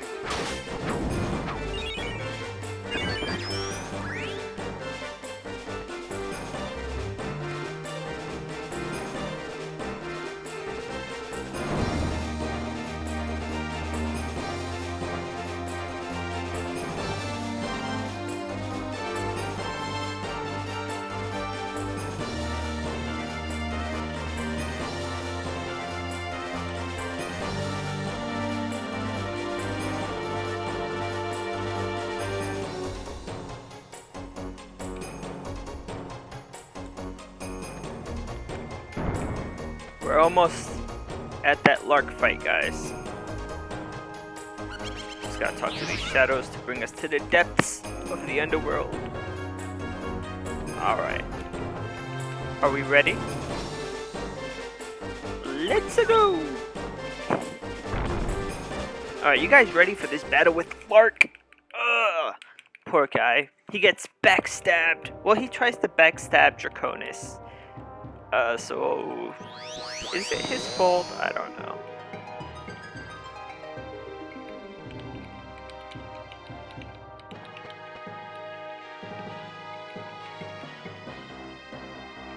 No, I'm not ready. Retreat. Oh my god, the creep walks so slow. My Lullabud walks so slow. I like the way, like, at first it was just an interesting idea to make a slideshow of all the pets I've completed with, but now I really like seeing them because they remind me of the pet names. Like when I see the Chocobo, I'm like, oh yeah, it's Choco, my Chocobo, or Fearow, my Needlebeak, Creep, my Lullabud, Bruno, my Skeleton, and what was the last one? Let's look at the slideshow. Oh, Godzilla, my Kid Dragon. So having that slideshow there, it's like bringing back memories. Am I going to remember all 65 at the end? I probably won't. You should definitely keep track of the walking speed. You know, Bruno was the fastest one. Bruno was the fastest one. But Lullabud, oh my god, what's up with him? I have no idea. He's so slow. So slow. And I thought the Chocobo was kind of bad. Chocobo's like regular range compared to Lullabud.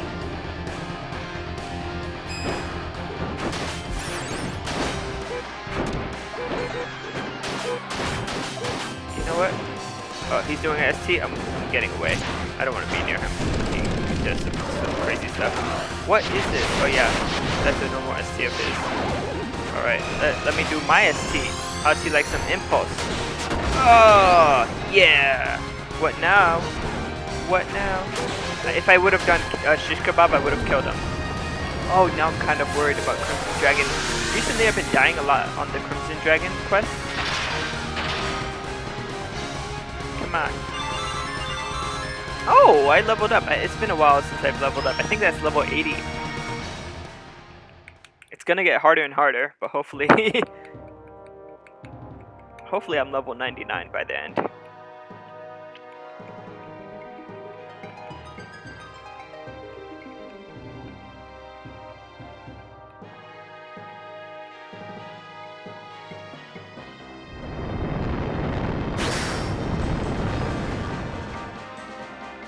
There's a lot of story here. So if you need a stretch, do your stretches. The story is because the underworld is becoming Draconis' castle.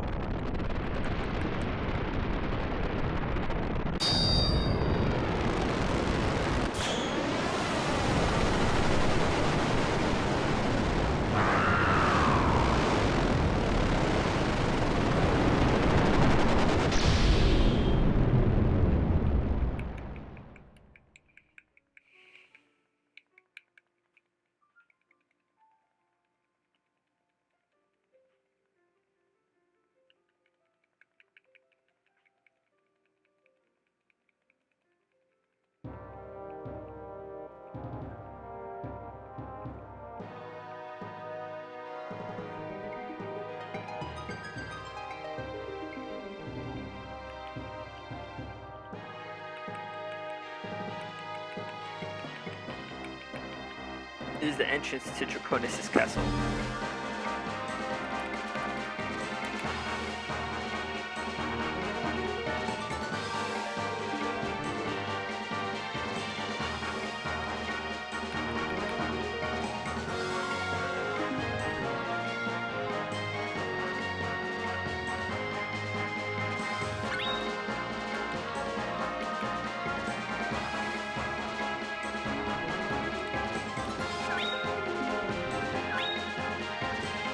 Alright, let's do this.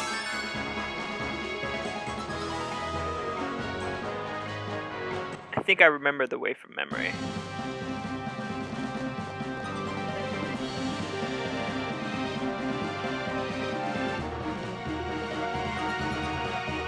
Take a left in the next screen.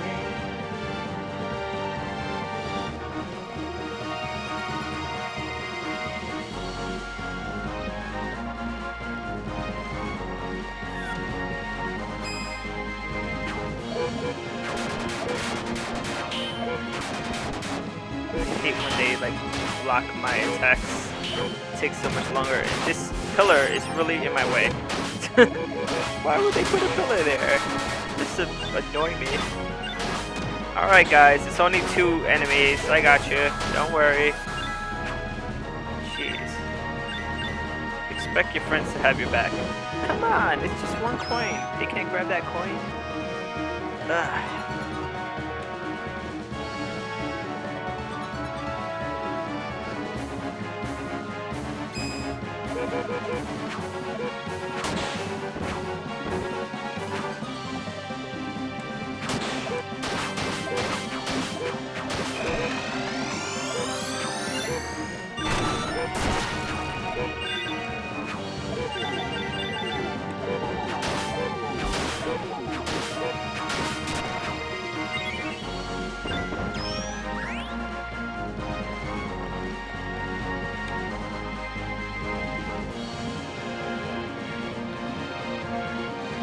These take a bit of time to kill.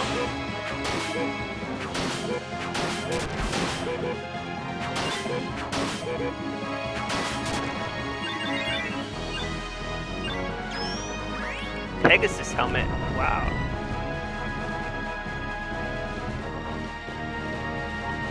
Then we fall for the first trap. There's a few traps here that we're gonna fall for. But we basically have to activate them. Then make our way to get rid of like the roadblocks. We have to fight the Sky Dragon and then the Blue Orb boss. He pounced on me. He pounced on me. You saw that? That's one thing I wish if they made a remake of this game. I wish that they would make it so it's clear.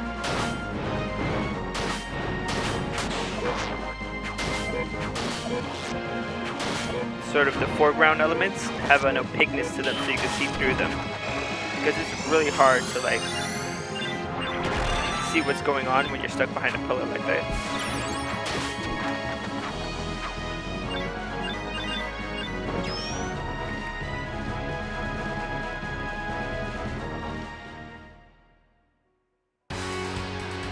This is the Sky Dragon enemy. That's not a boss, but the boss music comes on, so okay.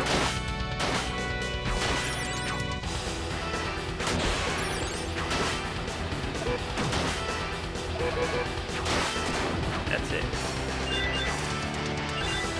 Yeah, the XP is not like boss levels of experience, but he does, no, there hasn't been talk, but I'm very, very hopeful since they remade, Secret of Mana. Well, technically, they remade all the Mana games except for Dawn of Mana and Legend of Mana. So the first Mana game, Final Fantasy Adventure, was remade several times. It was remade on the Game Boy Advance as Sword of Mana, and it was remade on the PSP as Adventures of Mana. So that's basically Final Fantasy Adventure on the Game Boy Advance has been remade twice. Secret of Mana, the remake came out recently, and then now Trials of Mana, the remake is coming out. I think it's within the next month. And so I'm hoping that the next game that they focus on for the series is to make a remake of Legend of Mana. Dawn of Mana wasn't that good. But if they make a remake of this game, I'll be very happy. I'm pretty sure the speedrunners would too.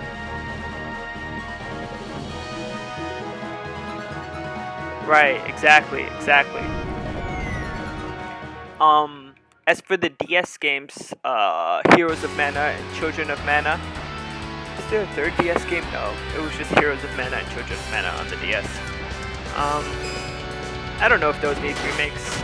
I know a lot of people like to play Children of Mana. It plays a little bit differently than this game, so, well, very different, much differently. Oh no! The pet is so far back. This is the longest waiting period.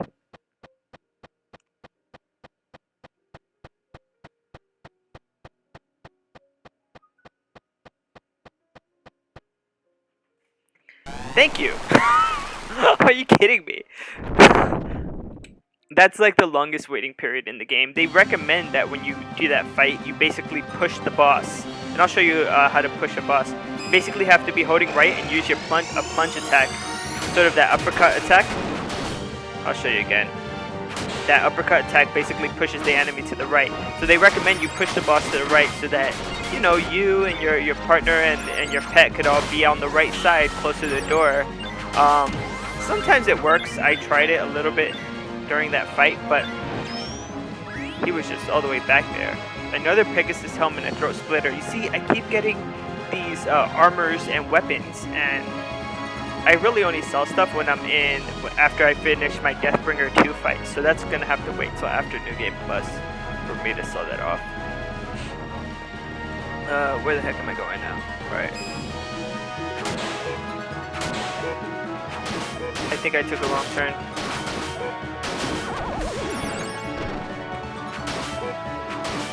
I might be wrong though. Why are you killing off Sierra, bro? What she did to you? Come on. I usually don't like people helping me get experience, but when I'm on the other side of the screen, when I'm on the other side of the screen, it's okay. You can get the experience. I'll allow it.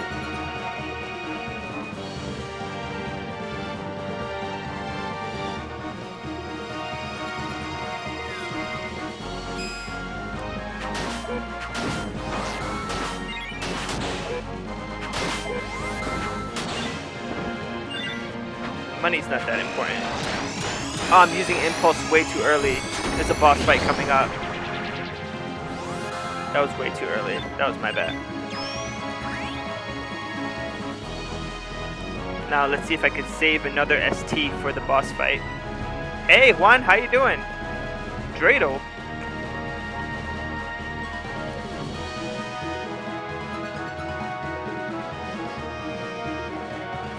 Nice emote.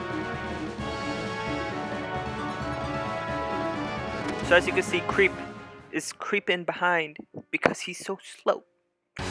And you know, I've said that about other pets, but him in particular is just really bad. It's egregious. Egregious, I say.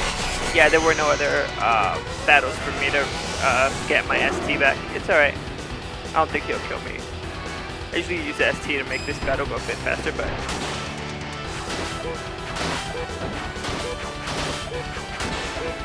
Thanks, Lark. Okay, that's his ST, so let me get the heck out of the way here. Gonna do the arm one? Yes, alright, that's fine. I almost have my ST ready to go. And he's dead, so I'm saving that ST for Draconis, the Crimson Dragon. Basically want to be as far to the right as possible, close to that right-hand side door.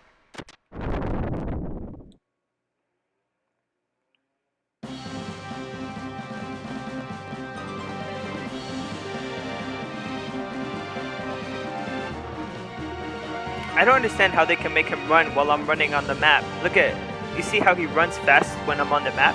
But when it's time for him to come over to us, they couldn't make it a running animation. I don't understand.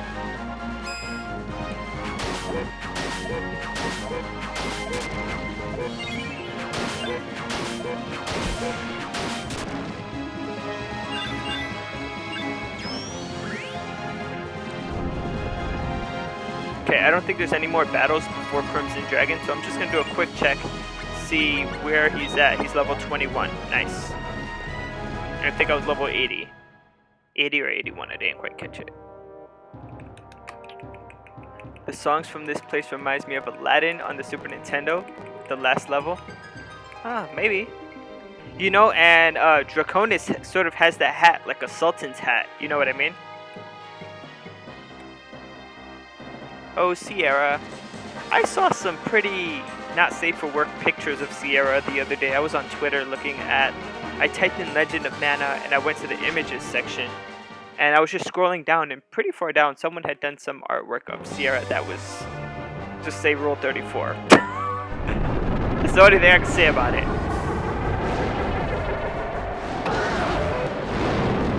Alright, let's see if I can actually hit him this time. My main problem is not knowing where his hitbox is. I was told that his knee might be the hitbox. Come on, really?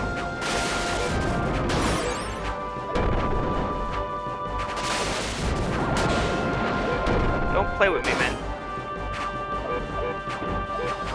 Oh, he's gonna do something. He's gonna do something. I gotta get out the way. Bad internet? I'm sorry.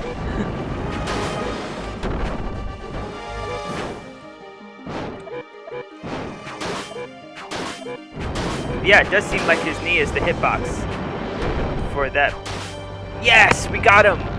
It only took us one try this time. Awesome. Last time it took me like 3 or 4 tries, so I'm really happy about just a little bit more knowledge on my part, learning that his knee is where I should be aiming.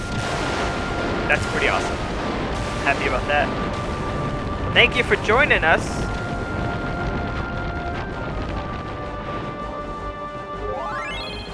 Thank you too, Sierra. Now that you're awake, I killed Draconis on my own. They died first, ST. That was pretty sad, but we got it. The Mana Goddess is the one that's level 93 that I should be really worried about.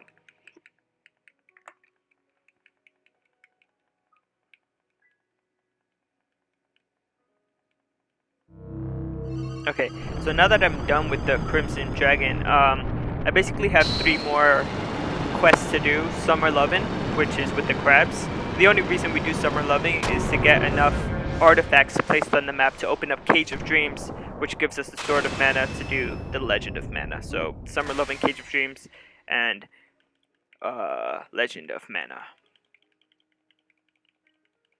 So, before we do Summer Lovin', I could just imagine Fun looking it up while I was talking. It's like, oh no, why? Why? Why? Oh, I forgot. There's a lot of animation, like a story here. So, this is another time to stretch.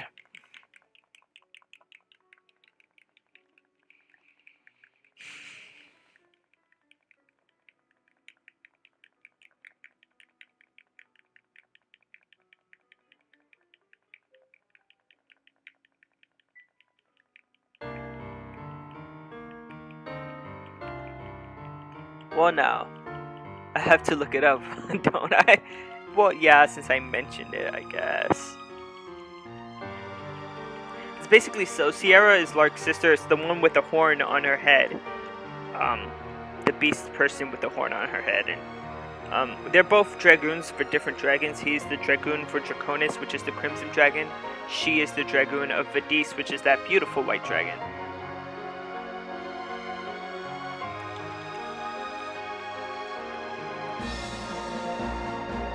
They were torn apart by war, his brothers and sisters, but now that Draconis is gone, the wind colors are back.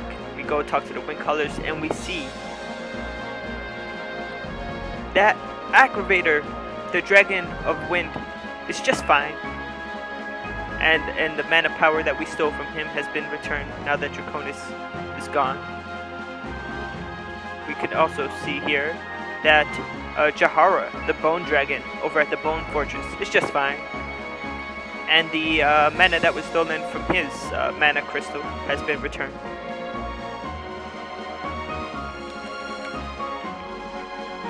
And Vadis has always been fine.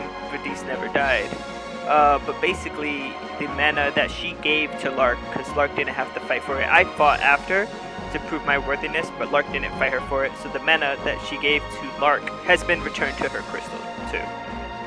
And there's Lark. Bit of redemption. Family. The family's finally back.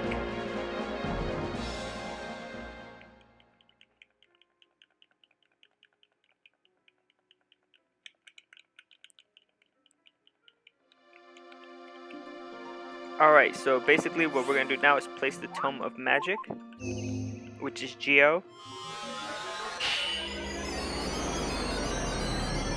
We're also going to place down the Sand Rose and the, what do you call it, the Flame. So the Flame up and the Sand Rose down.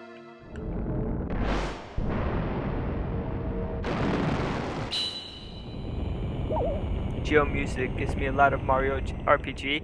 Yeah, too bad in the run I do, I don't ever go into Geo. There's more art than I expected. I mean, not tons of it, but it's not the most well-known game after all. Yeah, if you're talking about that special kind of artwork, just hits you in a certain way, then yeah. I forgot what the code was for the game. Look, there's directions. Mana, mana spirits, elemental properties. So if you press select on the world map, you get sort of instructions on what to do. It tells you what the enemy strength of monsters are. So the farther away from your home, the stronger the enemies are. Basically, elemental properties. When a new land is placed on the map, this mana affects the mana levels of the adjacent lands. There's a lot of little information. The mana spirits, just a different kind of spirits. Mana, you know, in total. And how it affects that tree growth on the top left. So yeah, lots of information, but let's not delay. Let's just head into Medora Beach and kill us some crabs. No. We just want to kill the big crab at the end and get that artifact, so...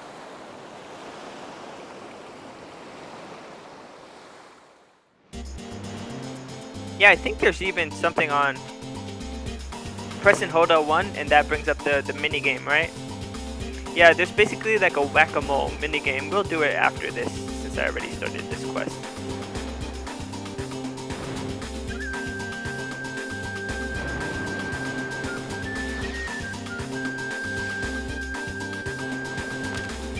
Yeah, the whole point is not... Well, when you're trying to go fast, the point is not to kill the crabs, because they slow you down.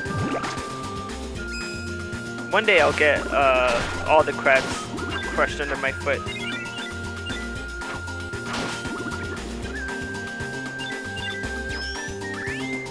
Fish meat, lovely. Oh, the jellyfish is the hardest one, so we'll focus on that one first. Oh, that wasn't that bad. I guess my strength went up when I leveled up, because that usually takes 4 power hits, not 3.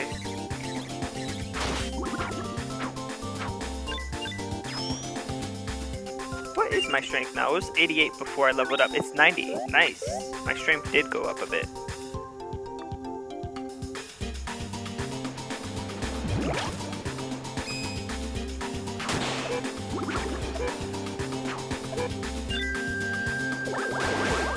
We still have to get another egg, guys. I almost forgot about that. We'll get it after this. We'll go into the Luon Highway and try to get a plant egg. At least let me get that. Yes.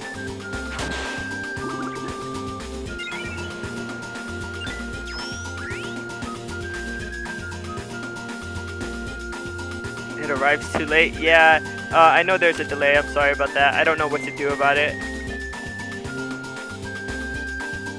I literally have the Twitch chat open. I'm not looking at what you see when I stream. That's not what I look at. I have the Twitch chat open to the left. But yeah, there is a delay between the time you send it and the time I get it. The Stargazer.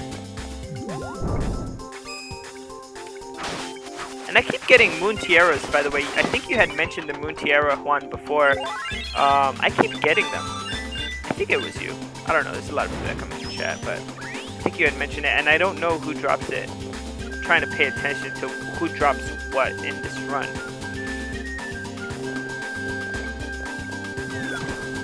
Oh, this is Big Baby, this guy. I don't think there's a way to get him as a pet, unfortunately. I could be wrong, but I don't think there's a way. That would be a fun pet to keep as my 5th pet. I don't know. I still haven't made that determination of who's gonna be lucky number 5, basically.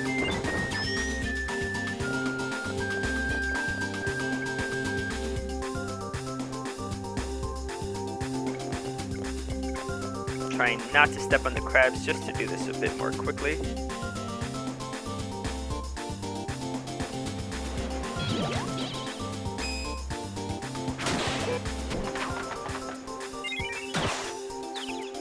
Come on, are you really gonna stun me right there when the item was right there? I keep forgetting these crabs could be hit with a normal attack and not like a strong attack. Mino Spear, I always get a lot of those too. And from these guys I get, I think it's a claw thing or something. Let's see if any of them drop an item. No, all experience this time. Which I'm not complaining, I need it. I still got 20 more levels, guys.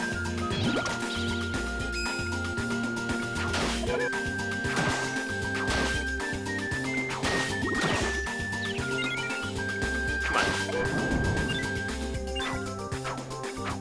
Yeah, I'm not lined up at all.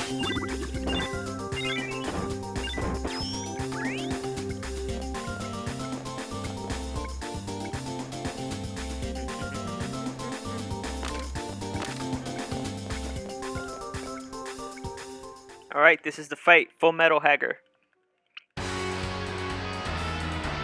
And do you guys know Mugen? That fighting engine called Mugen? Basically, it's like an open source fighting engine where you can... People have made characters, basically, to fight in Mugen from a lot of different fighting games. Like, and there's a point to this, believe me. Like Street Fighter, Mortal Kombat, Arcana Heart, Under Night In-Birth, Blaze Blue, Guilty Gear, JoJo's Bizarre Adventure, the Marvel vs. Capcom series. You can like take people have made characters that fight and have the same moves, look exactly the same, and you can put them in Mugen. Yeah, fun. So this boss, the Full Metal Haggard, is actually in Mugen. You can download it and fight.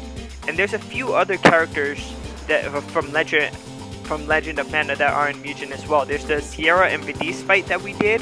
So Sierra and that big white dragon, you can get that from Mugen as well.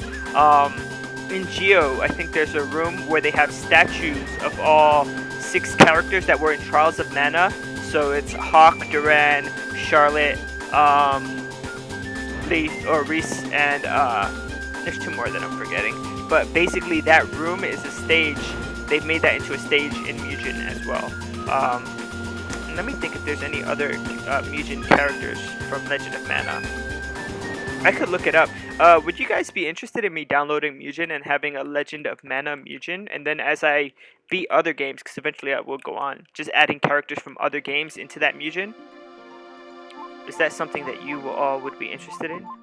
Or am I just like thinking too much about how to make the stream interesting?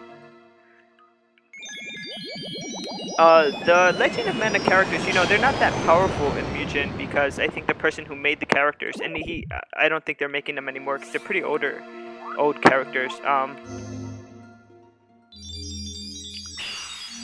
But what was I gonna say? Yeah, they're not that powerful compared to like a Street Fighter character. But if you were making a Mugen based off mana, it would be a pretty interesting set of battles.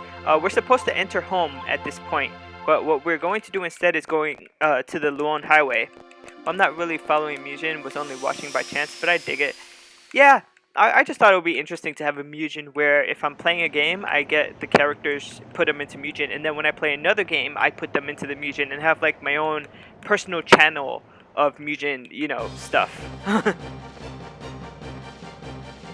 Based on the games I played, just for nostalgic purposes, because I'm like a nostalgic type of person.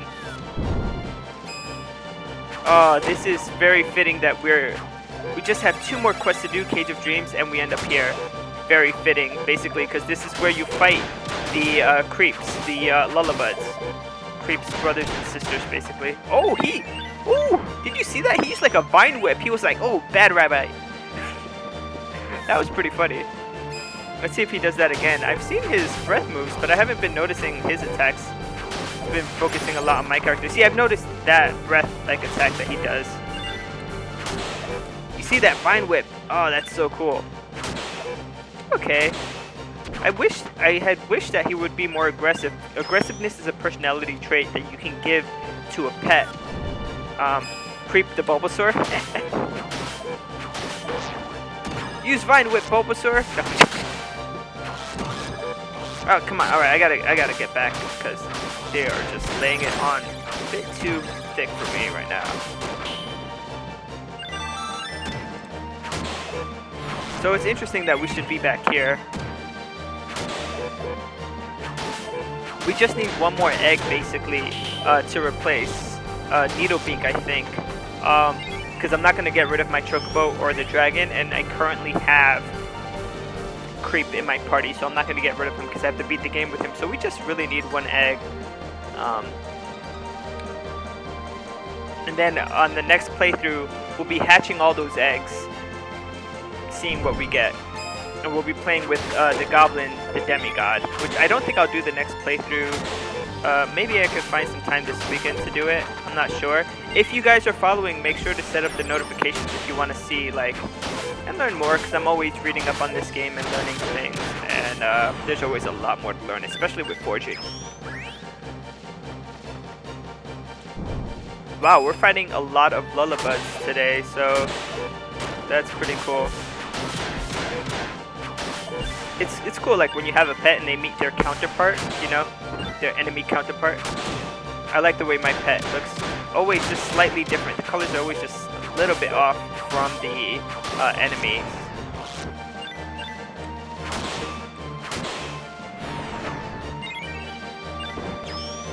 Big seed, nice. Is this where we get? Oh no, I think there's 1 or 2 more screens. These oddity enemies are so weird. When I start doing the oddity enemies, it's gonna be strange, man. They have like weird effects too.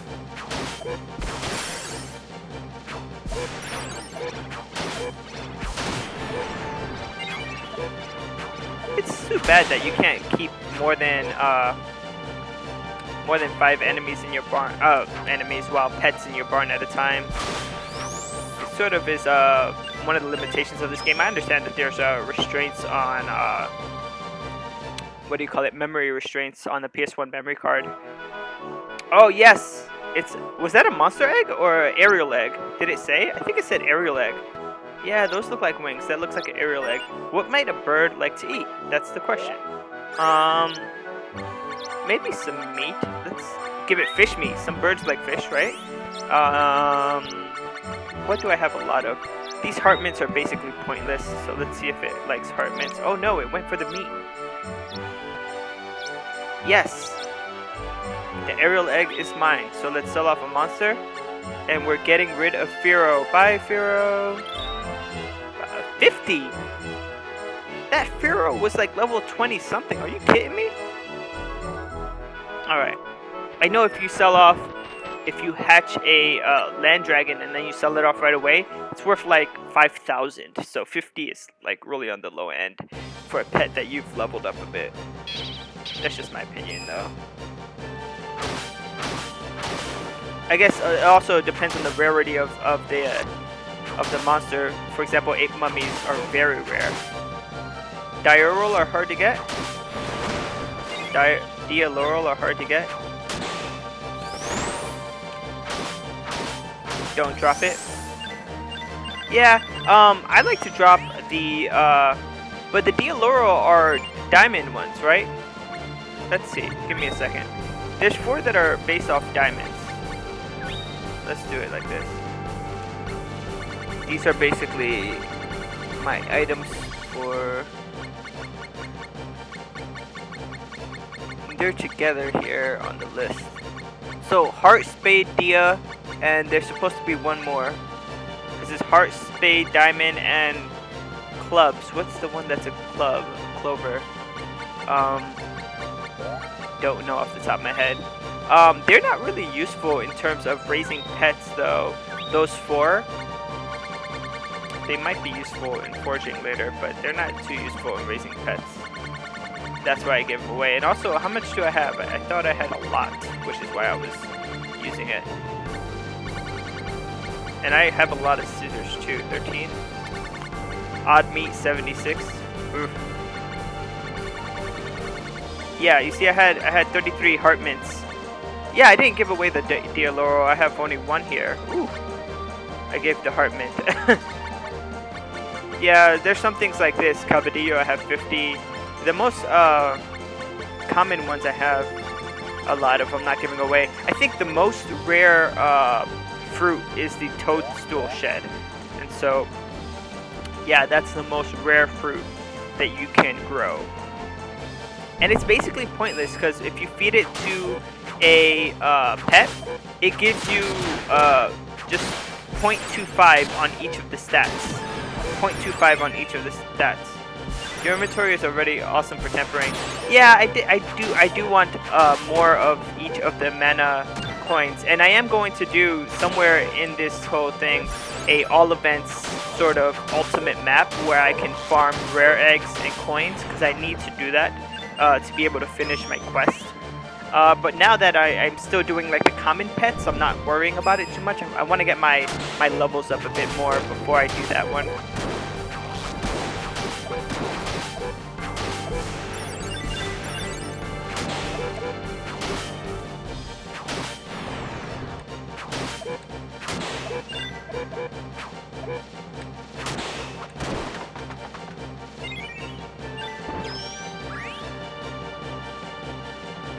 Do you think I should do a tutorial for tempering? Like a video tutorial?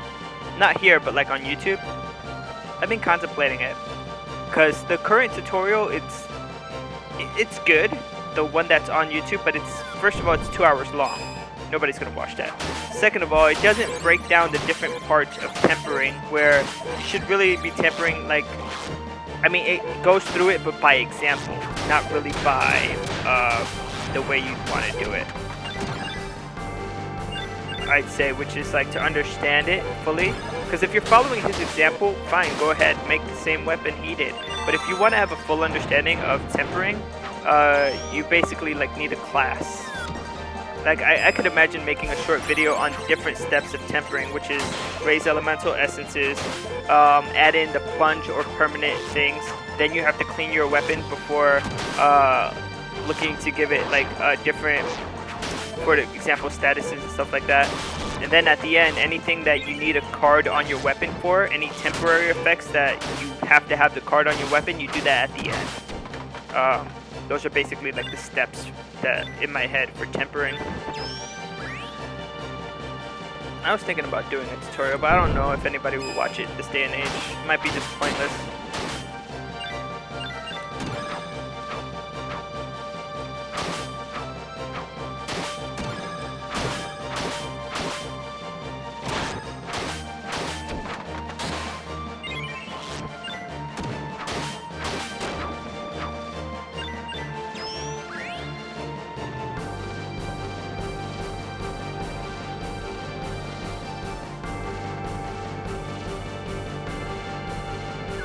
Alright, so we have the 2 eggs that we're going to hatch. We're supposed to have 3 new ones, but I have to get the last one um, after I complete this. And the reason is, I can't get rid of Creep yet. I haven't finished the game with Creep yet, so I can't get rid of him. We're going to go really quick into the farm just to do a little bit of farming, and then we'll continue with Cage of Dreams and then Legend of Mana. And hopefully I'm a little bit better at defeating the Mana Goddess this time. Ooh, it's almost 5. I didn't even look at the time. Okay, so I think I have it down pat where I know more or less when to harvest the plants and stuff. So if I give him seeds now, on the next time I play the game, right before I enter the Norn Peaks and do the Guardian of the Winds, that's when they'll be ready. And then again on the next playthrough, right before I do Cage of Dreams, that's when they'll be ready again. So I could basically harvest twice each playthrough, which is not bad. The lily pods are great for cleaning off your weapon. Basically between doing the essences and then adding on certain plunge attacks and stuff like that to your weapon, you want to clean it off because some of the cards might have conflicting properties. And so lily pods, the cards that they add on, they don't really conflict with anything. So it's a great way to clean your weapon before going on and forging other things onto your weapon.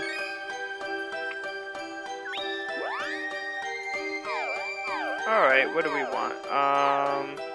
Let's do flat seed. What do we have a lot of? We have a lot of long seeds. We have a lot of small seeds.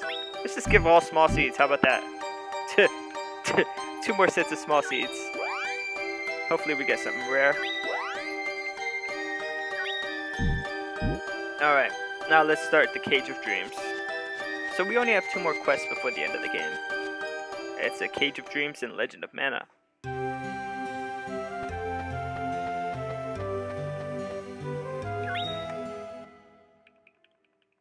And I only have like part 1 on YouTube. I have to get, like, this is part 5. I really have to download the VODs and put them up there. I might do that tonight because I'm going to be watching Picard. So they took a little bit to download these 2 or 3 hour VODs. If you don't know, I do have a YouTube where I put them up, the videos. And so the Detecting Zone Gaming. Again, the Detecting Zone Gaming, that's the YouTube that I use. And it's down on my channel. It's down there. You can see it, the link to it, if you want to follow me on YouTube, my gaming channel. I also have another channel that's for metal detecting, because I do metal detect, that's my hobby, although not recently due to the social distancing and stuff that's going on. So yeah, I have to enter the home and leave.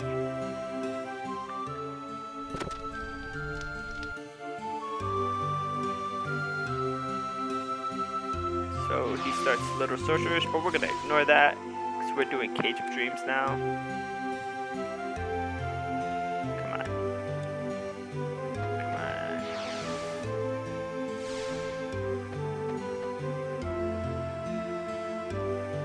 Still here, just looking. Yeah, I'm almost done coffee. But thanks for being here. I appreciate that.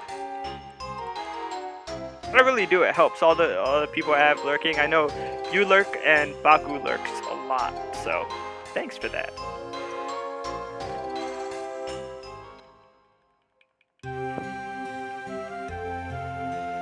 We're going to deny Pokiel. He's a poet, by the way. Do you guys know that? That Pokiel is a poet?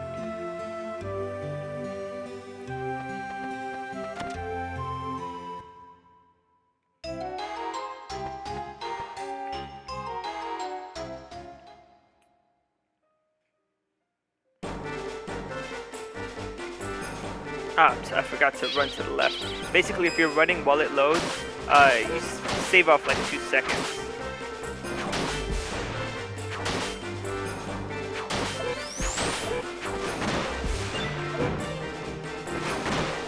Come on. Are you kidding me?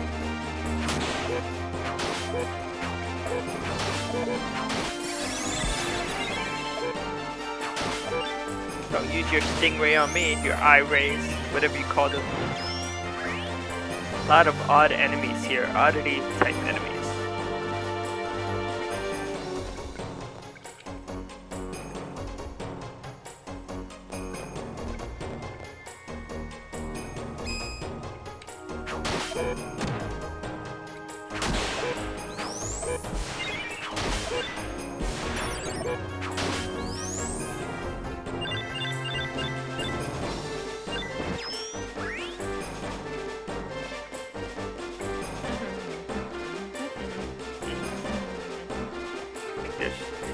Two or three more fights before we get to the Sproutling.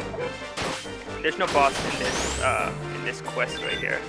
We're just getting to this, saving the dying Sproutling from this dimension. It's the same Sproutling that we see all the way at the end of the game.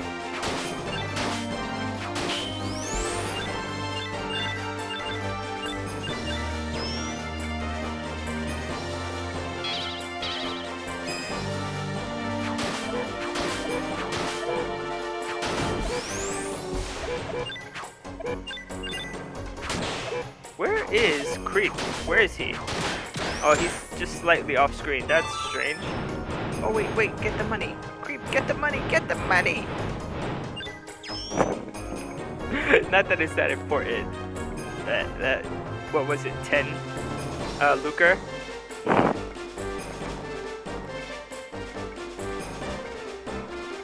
Oh no! We just have to wait, guys. How's everybody doing?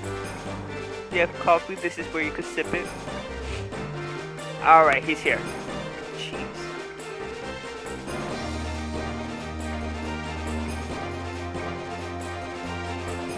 See, he has to go heal the mana tree.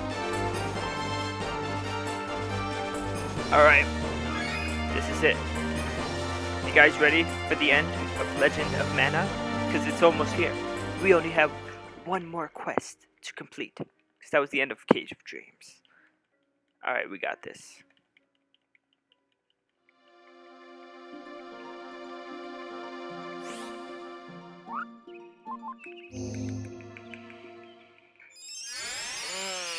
Just stretching. Yeah, this filter looks amazing.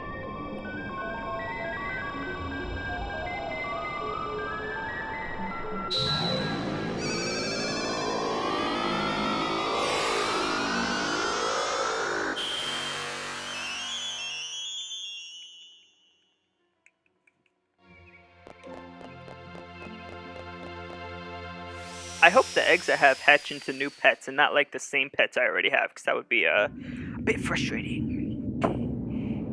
Like seriously, there's 65 pets in the game. I've only done 5. You're gonna give me the same ones I have? Really?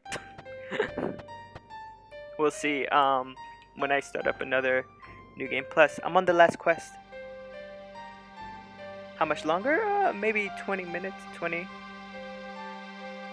It depends on how long it takes me. Sometimes the mana goddess gives me problems. I'm talking to my wife, letting her know. But last time I beat the mana goddess in 15 minutes, but then the ending is so long. Alright, let's see how fast we can get to the mana goddess. Starting now, it's 5:05. Run.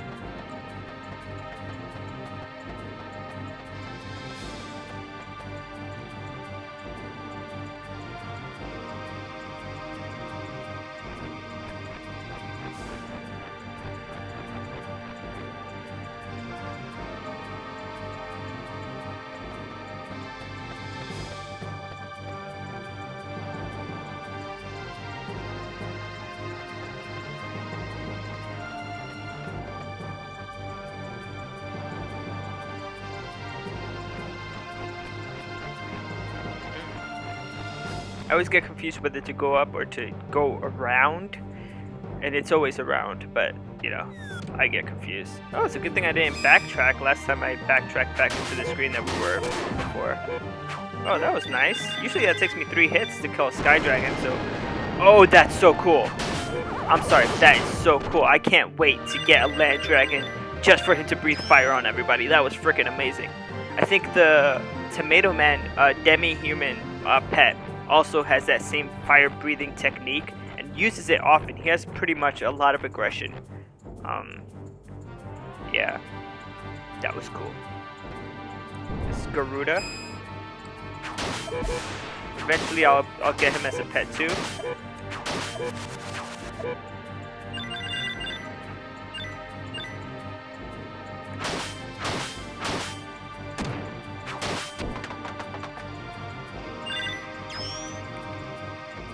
That is not bad.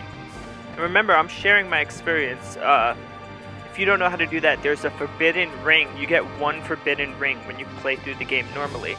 And that allows you to share experience with everybody in your party. So Niccolo, Lark, or whoever's in your party, including the pet. And the reason is, pets with higher levels fetch higher money. So when I get to sell them eventually, I get more money for making a better weapon. If not, I think I would have been like a way higher level by now. But remember, sometimes the experience is split 3 ways. Right now, it's only being split 2 ways, so. And the mana goddess does not give experience when you defeat her.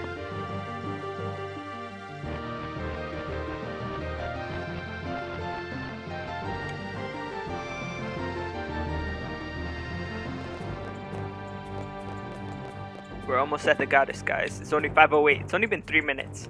We're almost at mana goddess, so that's pretty good. Assuming that we could defeat her quickly, I'll probably be done with the game before 5:11, I would say. Another 3 minutes.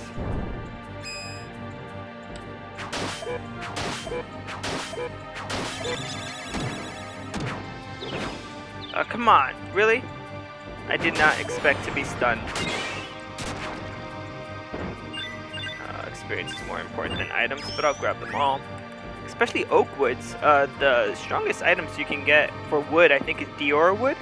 And so, I don't know why in the mana tree they're not giving Dior wood, but it probably has something to do with I'm not playing a full events sort of, all events sort of game. And so the items I get here, you know, they're not really the type of high level items. And I don't think they ever would be, because I think to get like the best mana levels on the mana tree, on Trent, I'd have to place the mana tree close to the house.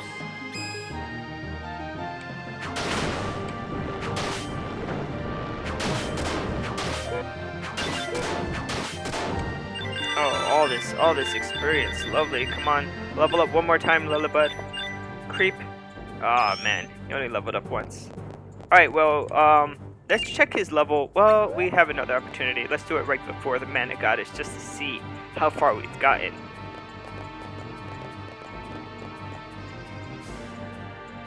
Okay, these are the last 2 enemies. This tomato, and I keep forgetting this guy's name. It's like Pterosaps or something like that. Or I say Pterosaps, it's something else. It's Tyrannos. Gotta remember. Oh, he was gonna do the fire thing, but then I hit him. And I don't like when I get hide behind a pillar, but it's okay. Alright guys, you ready for this? Are you ready for this? It's the level 93 mana goddess again, for the 5th time. Okay, this is it. I'm not gonna pull my punches. It's 5:10, so I was right. I did get to the mana goddess before 5:11. Alright, let's just check on the, good luck, thanks. Because the mana goddess always, well, I think I've only beat her once or twice without her killing me. Let's just look at my Lullabud, level 26, not bad. And he has, like, this is just sad right here. His power, not a very powerful enemy, so he's a weak creep, basically. Very weak creep. What is this down here? So his weapon's power level is only 18, very weak. He's weak all around, and not because his level is low, but just because as a pet he is weak. So, yeah, he's the weak creep. Creep is a weak. There's a reason why I'm saying that. Alright, but we gotta stop and fight us a mana goddess here. And I'm waiting for her to do a ST before I use my STs. Yes, perfect opportunity. When I said it, she did it. She's basically gonna kill off the Lullabud there. Alright, can I line up with her? Come on, come on, come on, come on, come on, come on, come on, come on. How did that not hit her? This is not a good mana goddess fight, by the way. I just want to make that clear. Okay, she's gonna do another ST. I'm hanging out in the opposite corner.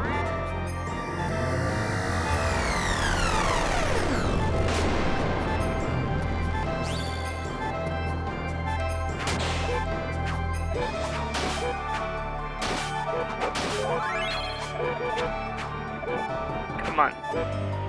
Come on. Dang! I feel like I almost had her. I think that red bar was her last bar. Ah, oh, that was so close. That was so close. Just give me 1 second. I'm looking up something. Alright.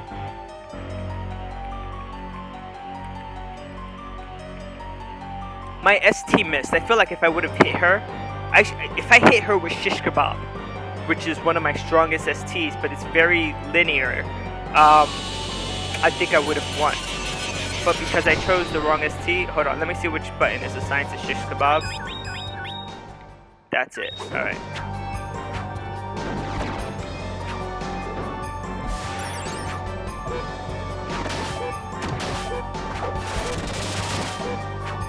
Okay, ST on the mana goddess's part. Right after she's done with this ST, if I line myself up right, I might be able to pull off a shish kebab here. Come on, come on. Yes!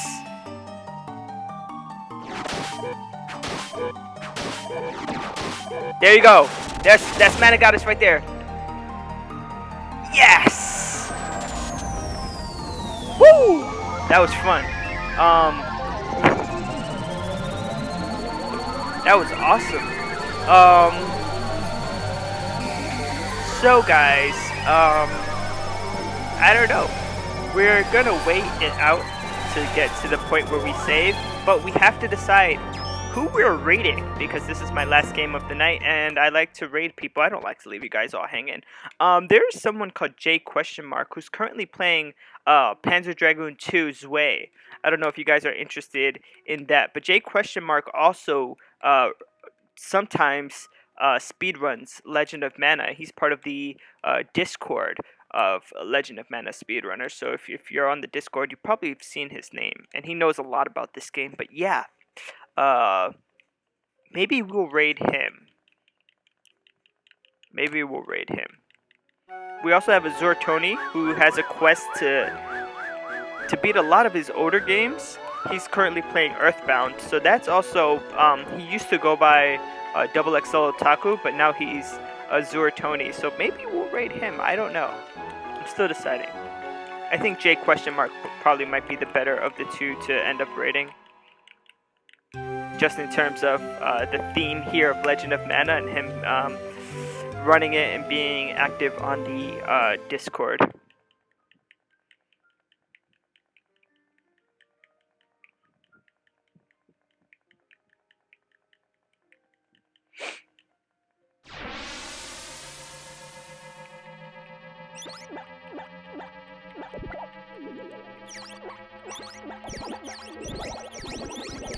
So right, next time when we play, we're going to be using a Demi-Human pet.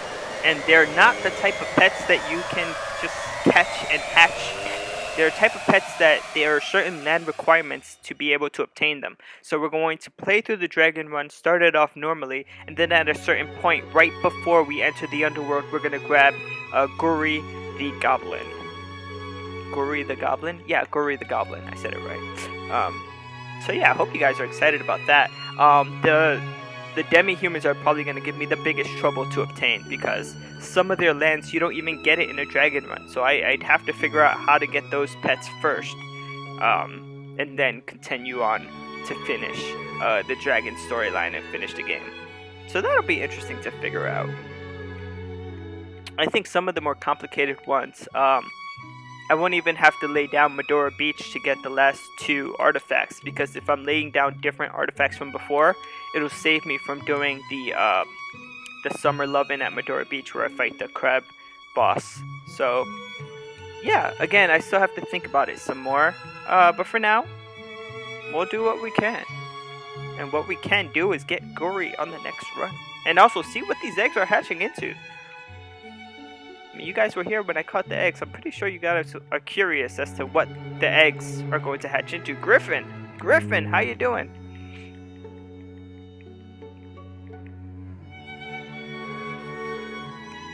How you doing, Griffin? Griffin decided to take a break and not stream today, which is awesome. I'm thinking about rating J question mark right now, who's playing through Panzer Dragoon. But let's get to the end. Let's get to at least see Creep the Lullabud. Creep the Lullabud pet. Hiya, and you know there's a way to tell what pet you get before it hatches. Really? You mean what type of pet? Or exactly what pet? Because the eggs are different types of eggs. For example, I have one undead egg, and I have, oh, it's HP?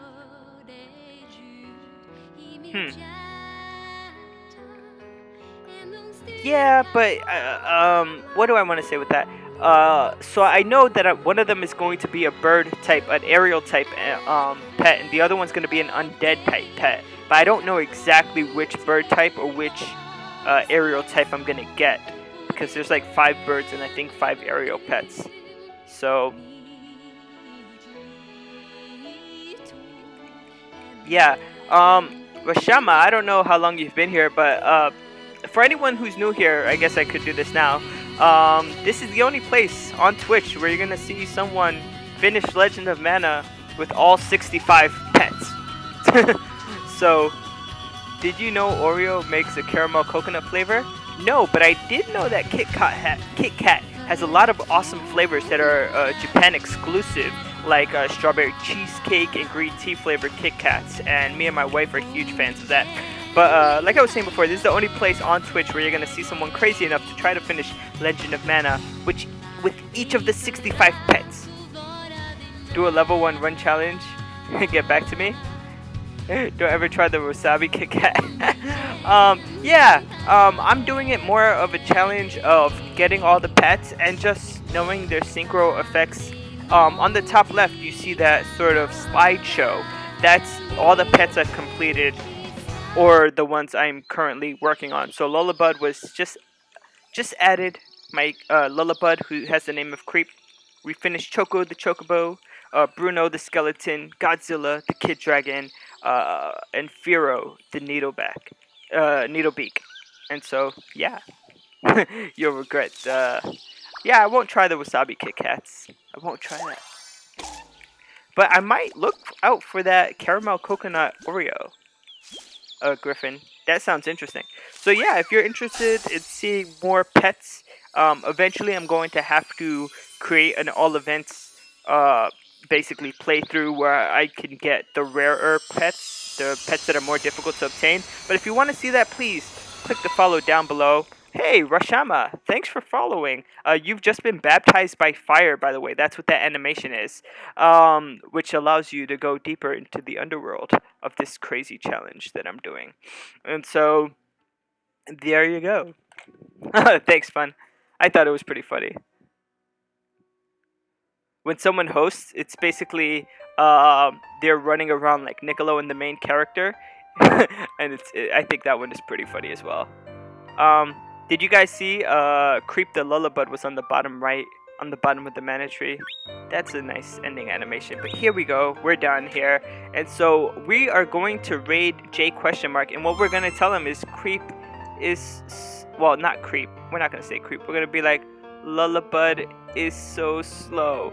That's what we're gonna tell him when we raid him, okay? So I'm setting up the raid now for J question mark. Hopefully, let me double check that I spelled it right, because once I didn't spell the name right and they sent us nowhere. Alright. I cannot raid that channel. Why? Why can't I raid J question mark? That is upsetting.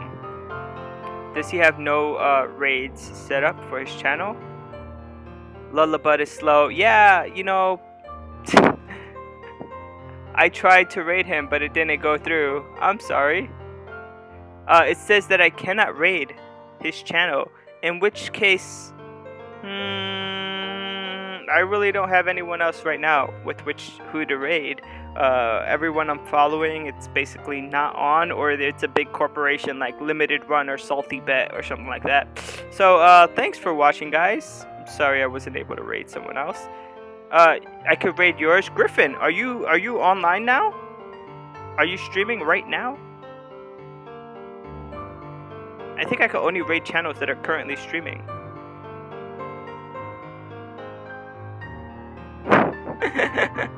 Oh, I see, it was a joke. I completely missed the emote. That's funny. That's funny. Yeah. So thanks for joining me, and next time we'll be playing through with Gory, which is the way you're supposed to do the dragon run. And so that'll be the first Demi-Human run that we do, the Demi-Human pet. So thanks for watching. We'll see you on the next one. Ciao, guys.